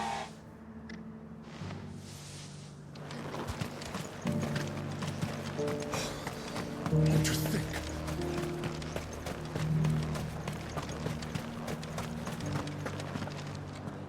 All right there. What is it you're after, sir? Just your opinion, actually. I wondered what you thought of the Duke of Oriflamme. Oh, him. Not much. None of us traders do. It's thanks to nobles like him that we had to set up shop this side of the wall in the first place. Couldn't have the rabble getting any closer to the holy capital, could they? And now he's trying to drive us out completely, threatening to take everything we got from us if we don't clear off. If the dame said she wanted him run out of town, I'd be straight through that checkpoint, tar bucket in hand. Well, the people seem united enough. What about the soldiers? Could be trouble again.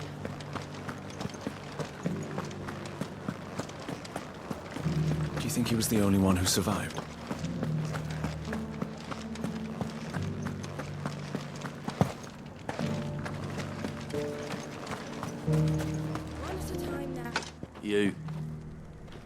You're the one who was talking to His Eminence. On the dame's behalf, yes. I was trying to persuade him not to take the people's goodwill for granted, but it seems my words fell on deaf ears. What do you think of his plans? I'm a soldier, mate. He tells me what to do, not the other way round. Listen, I've got nothing but respect for the dame, but I've got a family to look after. That's where my loyalties lie, not with the town or the Empire, but with my wife and children. If the Duke can get us some men and the equipment we need to fight off those blue-skinned bastards, I don't care how he does it.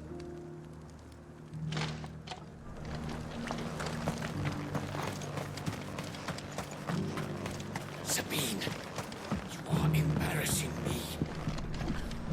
You're embarrassing yourself. I hear the Duke of Oriflamme plans to turn this town into some sort of fortress. Do you think that's a good idea? It's not for me to say. All I know is that unless the Emperor orders me otherwise, His Eminence's word is law. Look, no one likes all these taxes and tariffs, but empires don't come for free. Once Sanbreque is back on her feet, we'll all reap the benefits.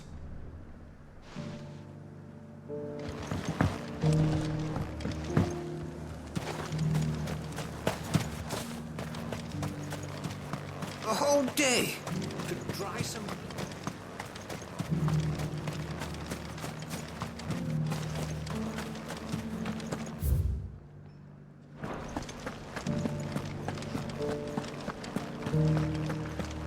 Well, what do you think? It's not only control of the garrison he wants, it's the whole of North... Excuse me, do you have a moment? I wondered if you'd mind sharing your thoughts on the Duke of Oriflamme. Well, he's made a lot of enemies coming in the way he did. I mean, look around us. You can see the state the realm's in. The traders might not like having the screws put on them, but if they volunteered a few more of their hard-earned gil before things got bad, maybe they wouldn't have to. I think the Duke's got a point when he says rebuilding the Empire's the best way of making sure we're all protected. And if that means people who don't know one end of a sword from another have to make way for those who do, well, that's just how it goes. Let's see what Philippe makes of all this.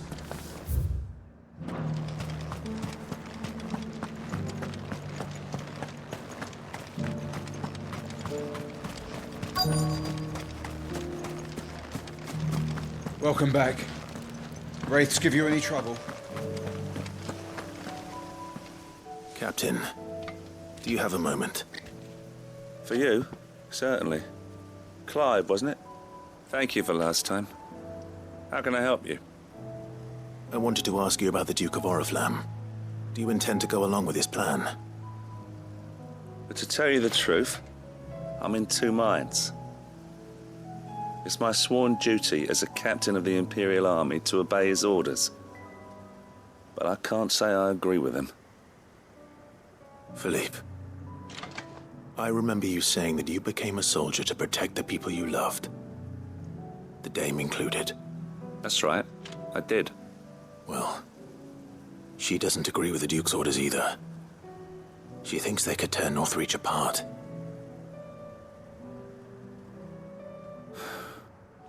And she's probably right. Thank you, Clive. I know what I need to do now. Protecting the people I love is what matters. Doesn't matter how.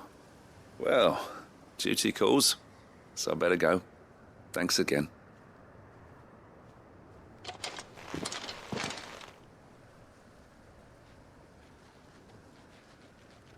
It seems Philippe wants to do the right thing at least.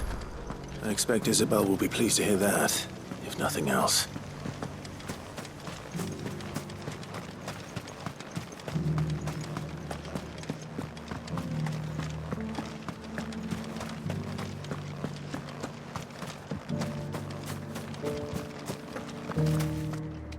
Ah, Clive.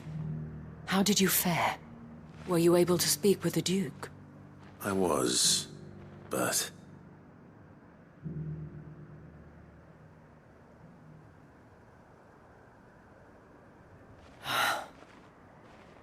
So Northreach is to be a fortress after all. Well, it will certainly help to hold back the thralls.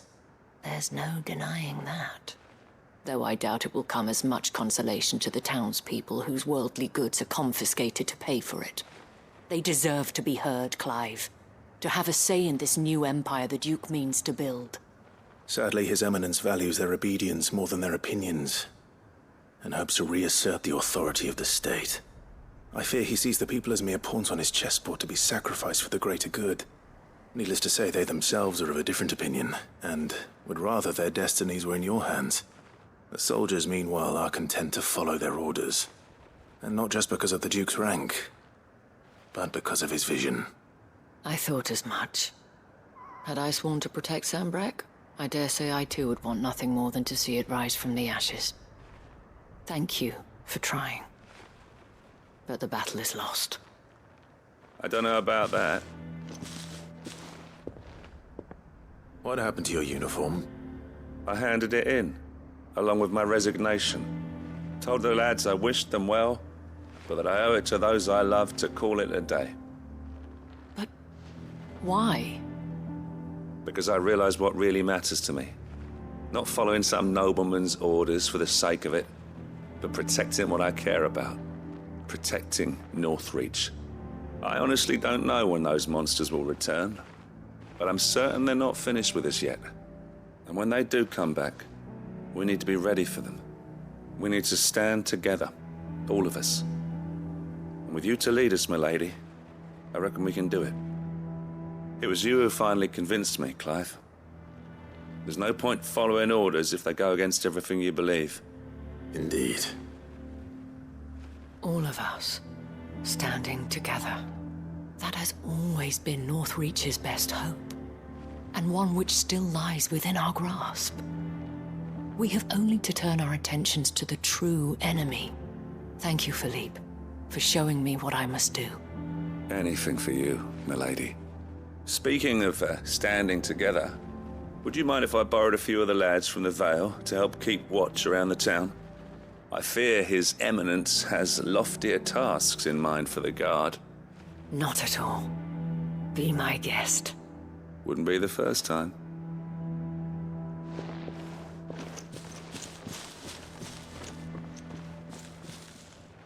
There may be hope for Northreach yet.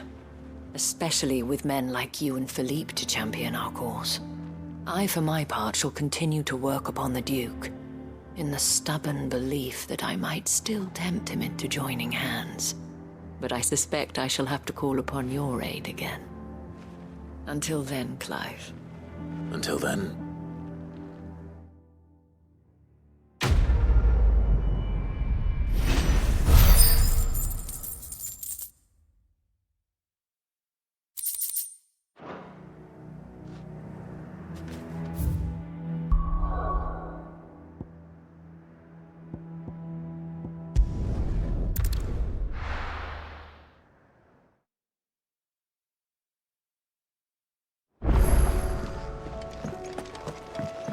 Come back.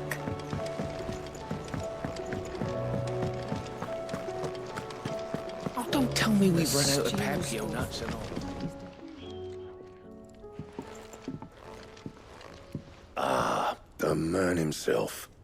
We were just about to make a start on that sword I promised you.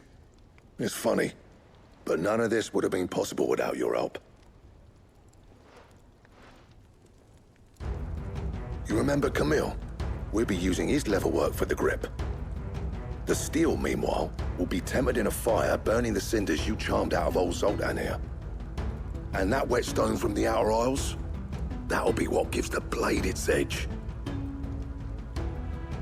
And the final flourish will be my talented colleagues' engraving. A team effort led by the greatest blacksmith alive. Now, save that talk till the thing's finished, yeah? Right. I'm ready if you are. To the bellows it is, then.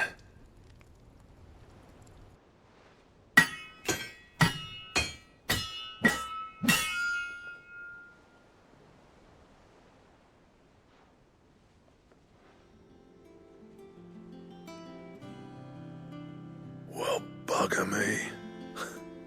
We actually did it.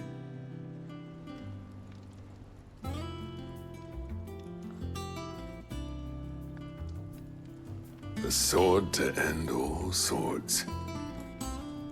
Ragnarok. It's quite something. I trust you'll take good care of it. Thank you. Both of you. So, does this make you pair the greatest craftsman alive, then? This? Nah. This was just following the footsteps of the greats of old. It'll take more than that to earn us our place in history. But we're up for the challenge. Here. A list of materials. Zoltan and I got talking on the long road back from Dravost. We reckon with those items there, we could craft something even better than the Ragnarok. Something worthy of a legendary outlaw like yourself. That's a weapon I'd like to see. You leave this list with me. I was hoping you'd say that. One legend at a time, eh, lads? Before you start on the next, who fancies raising a cup to friendship reforged? Good idea. No more drinking to forget my past. It's about time I had something to celebrate. Then tap the kegs! Vulcan's boys are on their way!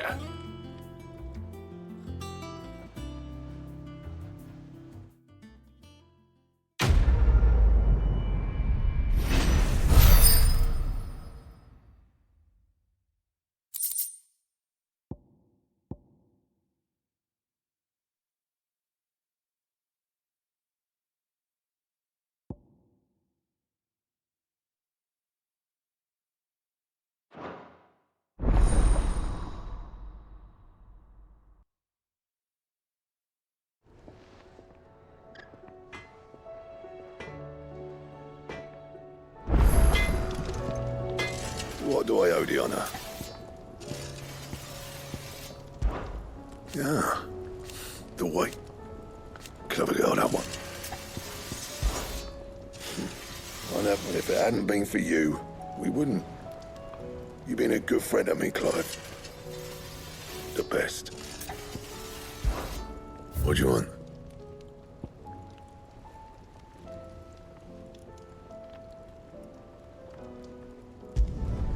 Should last you a good while.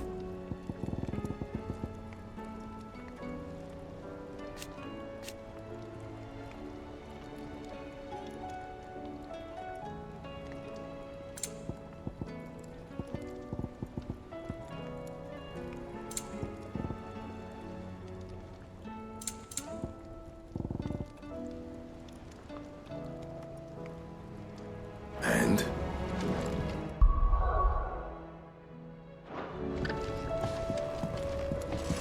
Do you reckon we finally got to the bottom? No need to thank me for the sword. I'm happy just to be here. You've built a fine home for yourselves, and I can see why Blackthorn.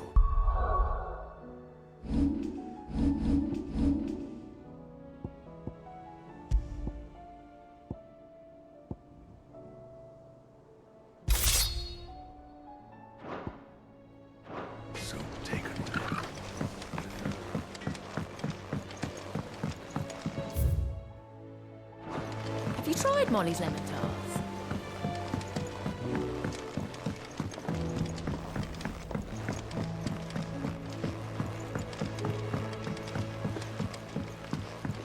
Canva lost. It can't be true. Miss, can we read Miss Editor's story for our lesson today?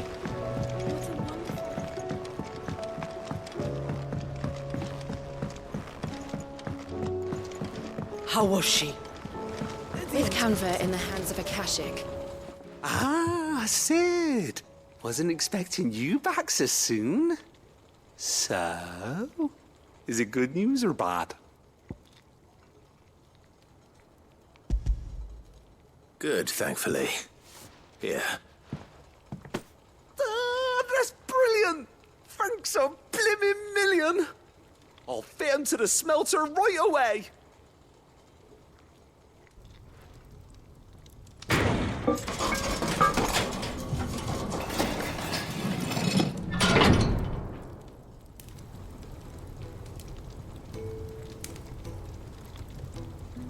May I present to you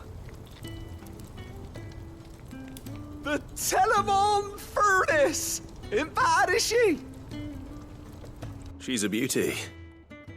You saved my bacon again, Sid, and I ain't about to let your good deed go unrewarded. It's fine, really. My bag's flexible enough already. Oh, don't say that. I'm sure I can make a few improvements to it yet. You could just buy me a bigger... How about that clasp? Looks a bit stiff. Reckon you could loosen it up and make some more room? And I reckon I know how. With a new alloy we've been working on. The Telemon Furnace was just what we needed to perfect it. It's a metal, see? So it's lovely and strong, but it's also, well, stretchy, if you can believe it. Stretchy metal. Well, if you insist. That is the spirit. You'll love it, I promise.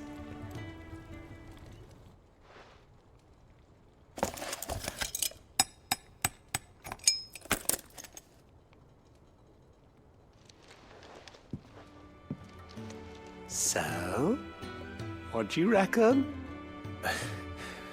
It's actually quite ingenious. Thank you, Owain.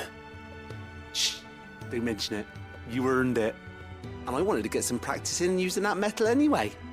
Reckon we'll have all kinds of uses for it around the hideaway. Can't think of any right now, but that's our job, innit? Dreaming up new ways to make life easier around here. Maybe even out there, too. One day, the whole world's gonna know about the inventions you've helped us put together. That bag of yours will be the first of many. You mark my words. They'll hardly believe their eyes, I'm sure.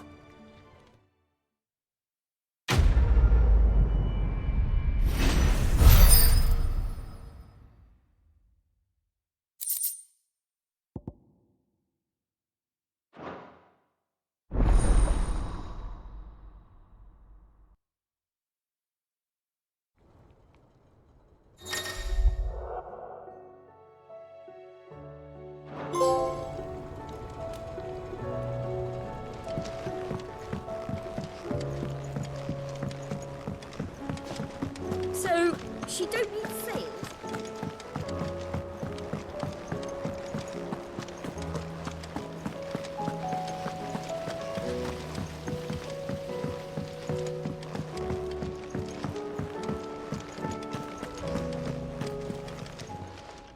Clive! Quick look. Think you can help? Welcome to the Patron's Whisper. Here you are. Best of luck out there, Sid.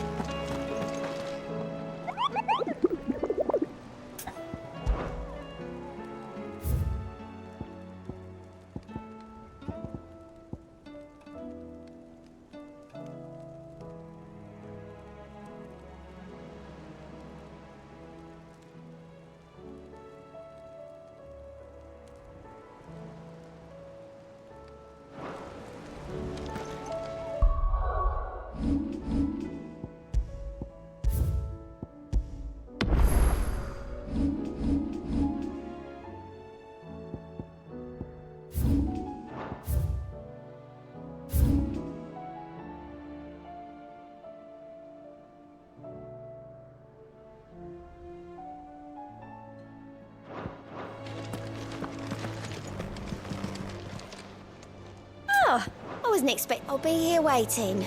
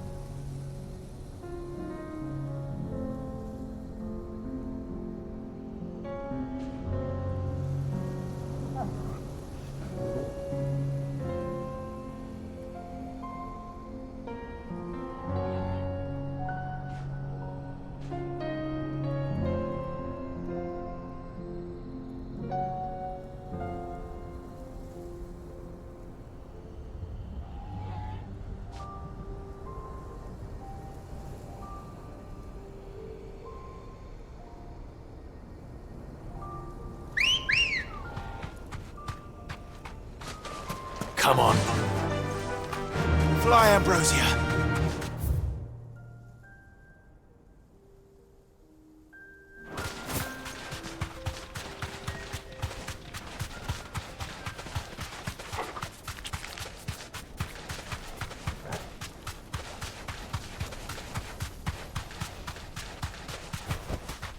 No need to ride from here. This might take a while.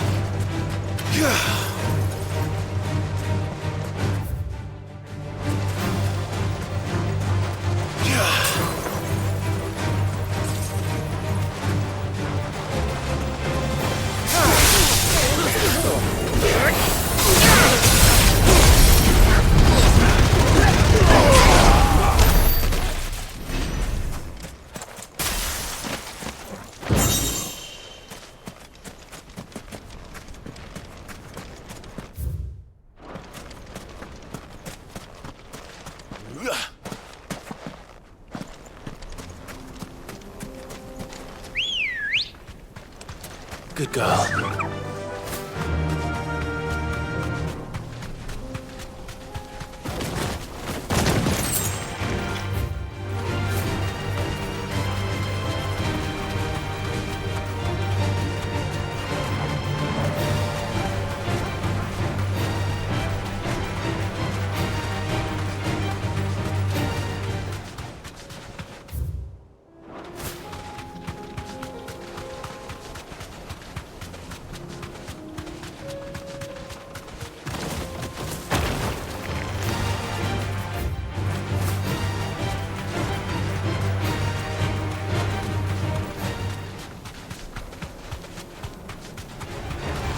Mistakes.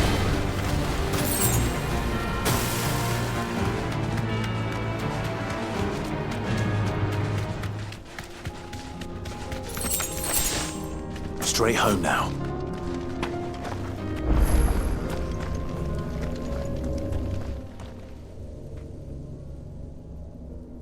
This one's awake.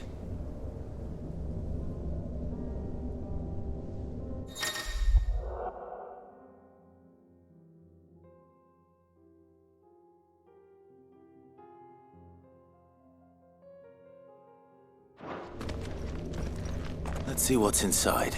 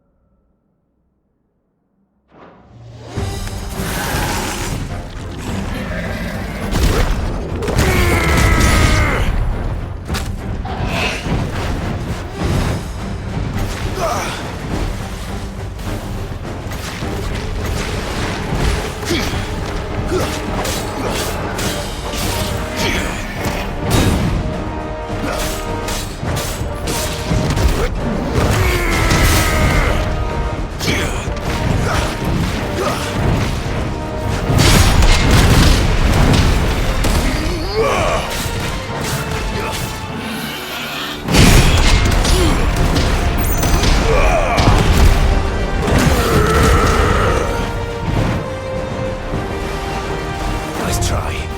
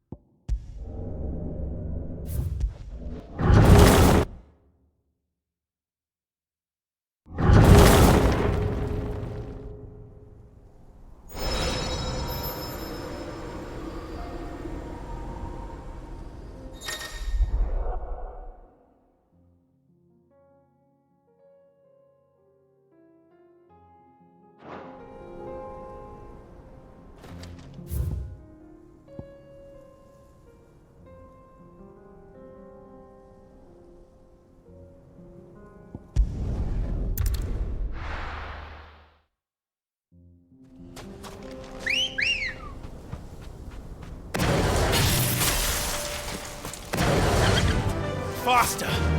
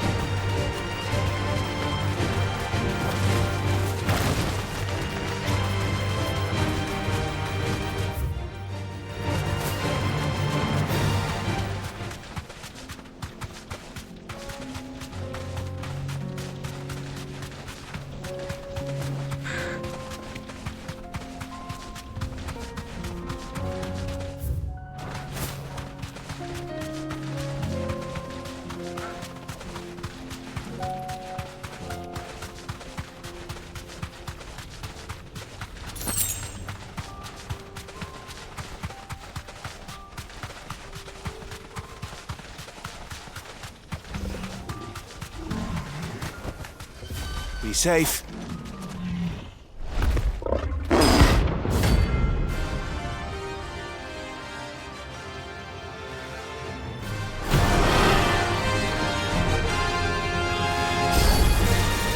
not going to outrun this one. Stay close, Torvald.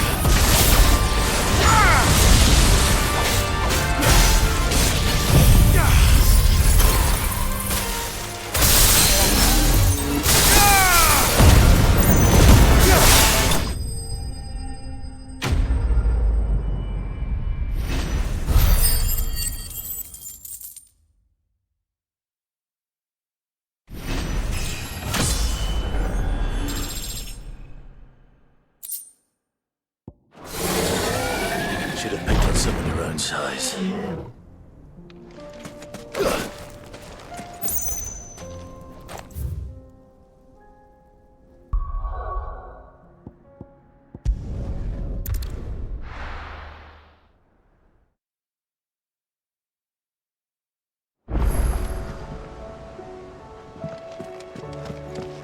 Come back.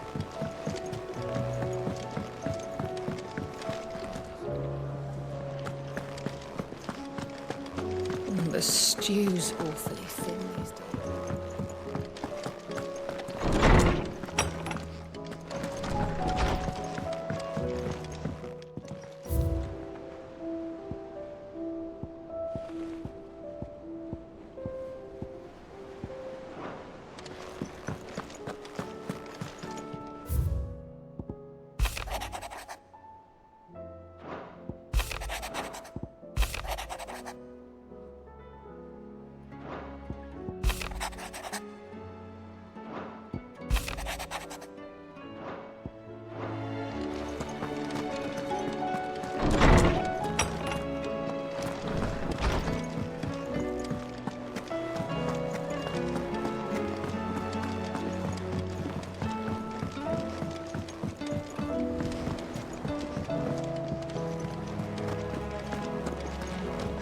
Karen says she'll provide what she can for our voyage to Ash, and has even agreed to forego payment. Until our return, that is.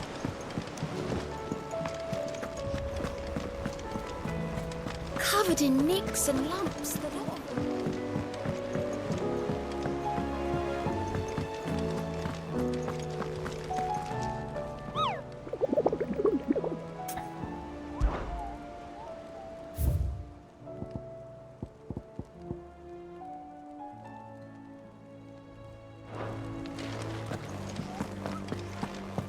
I still say it were a compliment. Say it all you like. It doesn't make it true. Ah, Clive. I was wondering when you'd arrive. Please tell me you've come to take our young prodigy here off my hands. I'm not here for Mid. I need information on Ash. Then why not ask Molly if you can look in one of her ovens? Go on. As soon as the Enterprise is ready, we'll be setting out for Drake's Spine. And we're going to need a safe place to land. Preferably one that won't see my ship blown to shit and splinters. If it were that easy, do you think Waloed would have resisted invasion for so long? Very little is known of Ash, and the information we do have is spotty and outdated. We have the good King Barnabas to thank for that.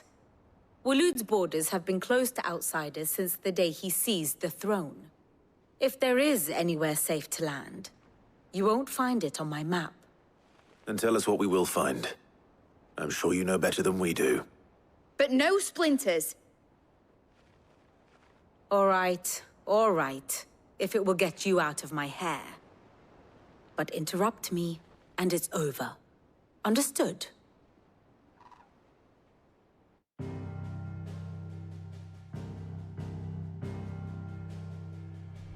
Barnabas Tham, the one they call the Last King. Understand him, and you will understand the kingdom of Waloed. Barnabas was only a boy when he arrived from beyond the southern seas, and barely a man before he united the ragged tribes of Ash. And having unleashed them upon the formidable Veldamark, he set his throne upon the ancient kingdom's ruins. The victory sent shockwaves around Valisthea, tales of Odin's might spreading through every court, parlor, and drinking hole in the realm. Note that this was in the year 843, and that the king still sits upon his throne some 40 years later, quite untouched by time. Waloed's recent inaction left many wondering if Odin had lost his appetite for war. And yet here we are. The Einherjar was committed to the fray, a bold declaration of intent. Orcs swarm around Drake's Fang, and throngs of Akashic haunt Canva's streets. Though how precisely the havoc they wreak serves Waloed remains unclear. Regardless, if the order to attack truly came from King Barnabas, then one thing is certain. Waloed has achieved the impossible and made bedfellows of beastmen and the ether-addled alike. All of which is a roundabout way of saying that you will be in unknown territory when you set foot on Ash. Much of the continent has already been lost to the Blight, and what few ports remain will be fiercely guarded. And that is to say naught of its natural defenses. Offshore currents will cast an ill-equipped ship out to sea one moment, and dash it against the rocks the next. But then the Enterprise is anything but ill-equipped. And Mid has made land there before. Now, if only there were someone with an intimate knowledge of the Shadow Coast, and where a daring gentleman might put ashore.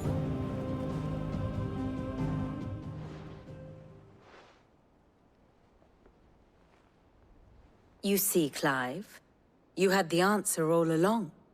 Do you think you can get us back to that beach, Mid? Picked you up from it, didn't I? Not that it were easy. The currents were a right bastard. But then, if it wasn't hard, it wouldn't be worth doing, would it? Well said. Thank you, Lady Vivian. If a few morsels of common knowledge and a sprinkling of tavern talk are worthy of your thanks, I wonder what genuine intelligence might earn me. Probably more visits. Mid, I need everyone in the ale hall now. I'll fetch Joshua from the shelves. Aye, aye, Captain.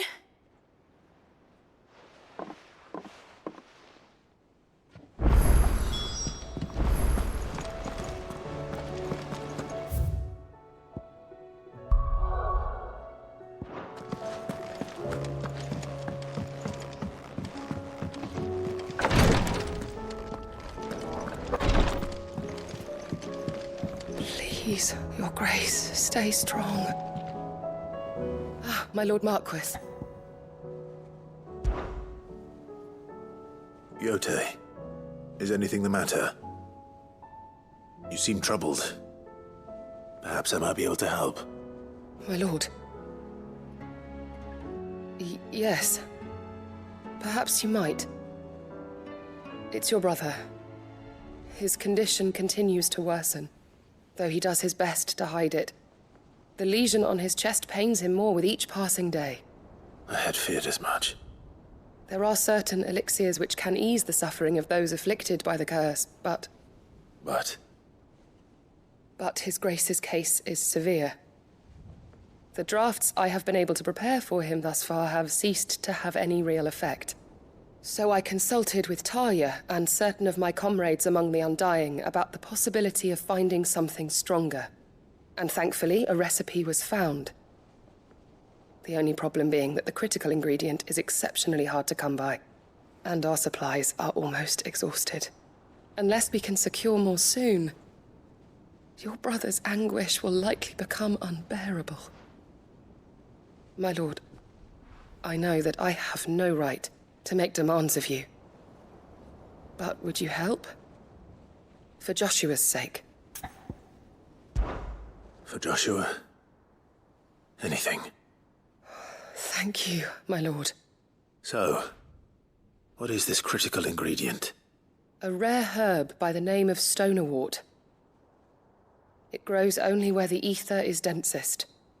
The vigor it stores in its stems helps to counteract the curse. We discovered a patch near the aqueduct in Rosaria. But alas, yet more ether has erupted from the earth there recently, leaving the whole area flooded. The search continues for a new source. One that we might reach without being turned. So it's only that you can't reach it? The stonerwort itself is unharmed by the flood? Well, yes, but... Then I shall go in your stead. But, my lord...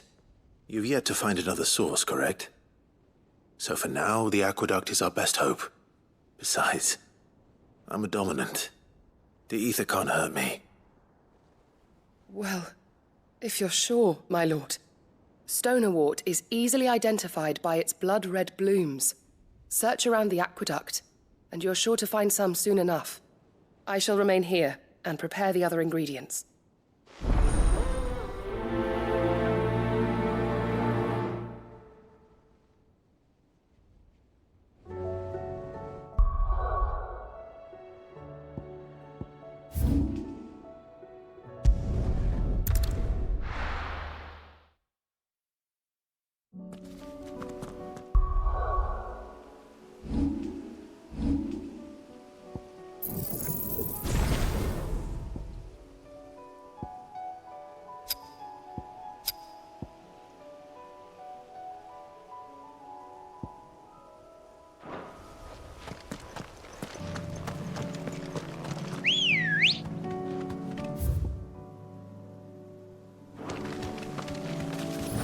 Good girl.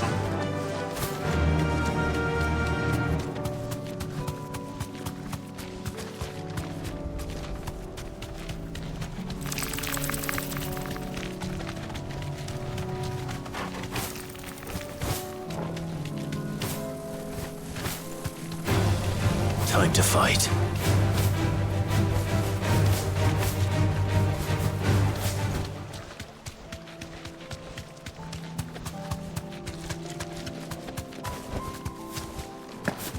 Here's the aqueduct. Now to find our stonewort. Yote mentioned blood-red petals.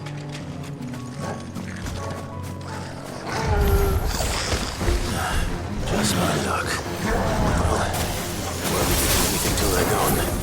There's only one thing for it.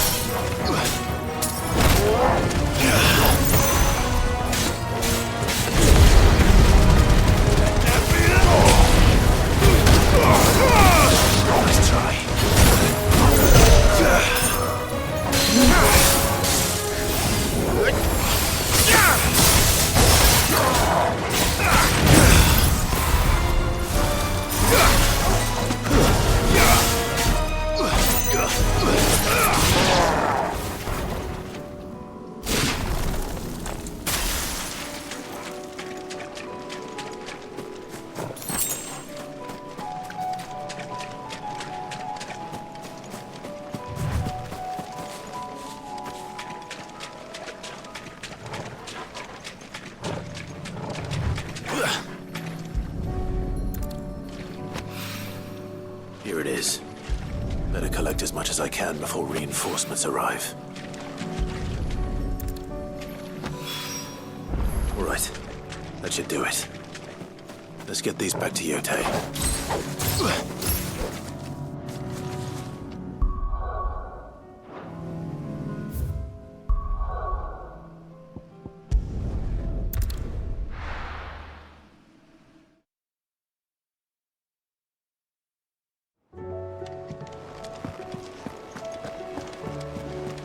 Covered in nicks and lumps.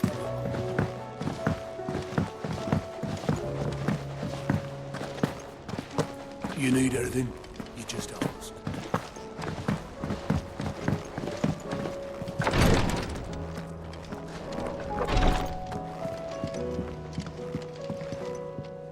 Yote, I brought back all the stone and water I could find. Will this be enough?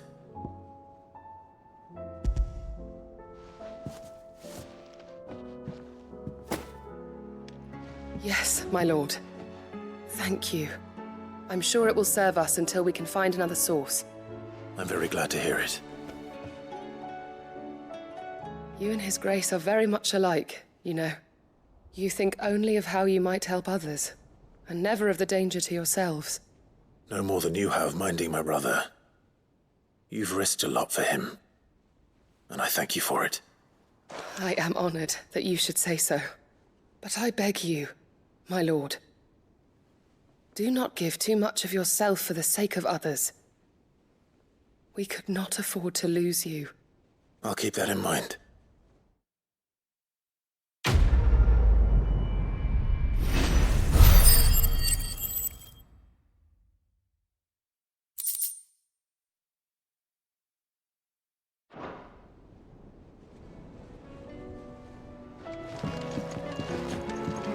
You and your brother really are alike, my lord.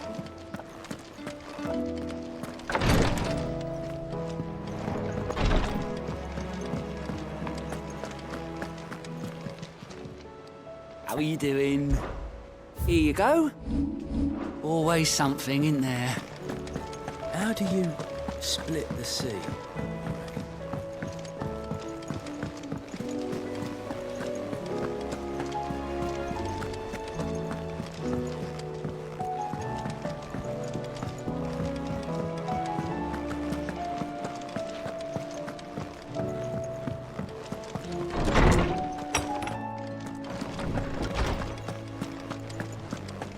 I have no reason to assume otherwise. Well, then that changes everything. Clive, you must listen to this. Lawsman, tell him. Do you recall when we spoke before on the divinity of Ultima? Well, it inspired me to delve deeper into the subject. And what I discovered appears to agree with the findings of His Grace. You will recall that my quest to uncover Ultima's origins began with the mural at Phoenix Gate. But while I've always known it to be important, its secrets have heretofore eluded me. Now, however, I believe I know where to find the more complete example, one that will reveal all we seek. Master Clive, have you ever in your travels chanced to hear of the Circle of Malleus? I would think not, if you have. But there was once a time when the faith flourished, the oldest known religion in the Twins, and though its popularity eventually waned on Storm, hints of its dogma remain embedded in more modern faiths such as the Crystalline Orthodox. Wait, you said it waned on Storm. What of Ash? Religious monuments are often torn down or repurposed when new faiths rise to prominence. But if no new faith arose, then perhaps the ancient temples might still stand. And so, you see now why I must accompany you to Waloed. It would appear the past still has much to teach us, though in this case, it would not have been possible without the musings of Moss. To think that you carried a copy of my old mentor's chronicles all along. I am relieved to discover it in good hands. I shall guard it with my life. Joshua, if you're finished here, join me in the ale hall. I need to speak to everyone before we leave. Right away.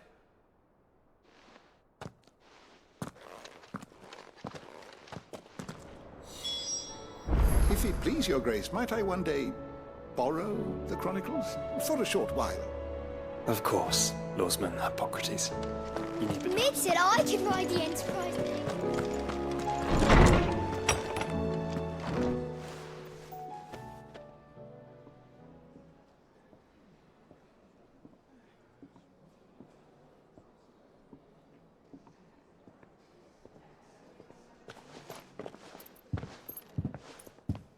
My apologies. By now you've all heard where we're going and why. So I won't bother you with the boring details, only the important ones. If we attempt to approach Stone here by sea, there's a good chance we'll be sighted and fall prey to the capital's artillery. So instead, we'll disembark on the southwest coast and make for Drake's Spine on foot. I say we, but it's highly likely the entirety of Ash is under the rule of Ultima. A large party would only attract unwanted attention, as well as slow our march and require supplies which may be difficult to obtain. Only Joshua and I will be going. And a scout. Preferably a good one. Gav, do you know of any? You bet your ass I do. Might still borrow some of Lady Vivian's maps, though. Just in case, like. Once you've dropped us off at the Shadow Coast, you need to retreat into neutral waters, fly merchant colors, and stay inconspicuous. If you sense any danger at all, you leave us behind and return to Storm. Inconspicuous is my middle name. But like hell am I leaving anyone behind. The ship ain't going nowhere till your scurvy mugs are smiling on deck. Jill, the Enterprise will appear a tempting target for royalists and pirates alike. You're to stop anyone boarding. Don't worry. I'll keep the ship and her crew safe. You'll be needing passage home, after all. But...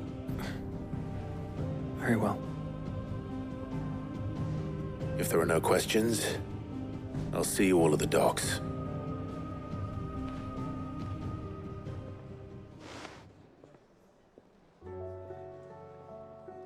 Let me know when you're leaving. I want a word before you go. Of course.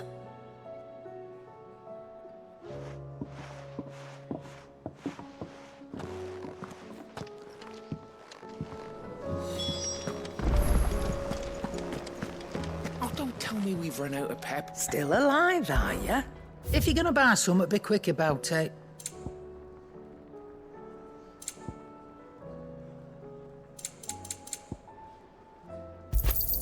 You'll not find a better price than that. You're rubbing me blind, you know. It'd better all be here.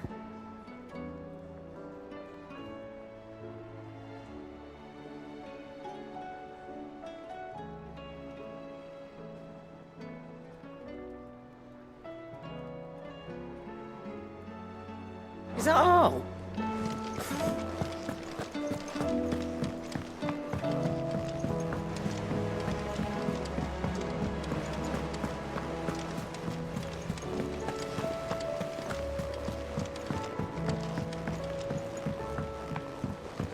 How do you split the sea? Is something wrong? Not at all.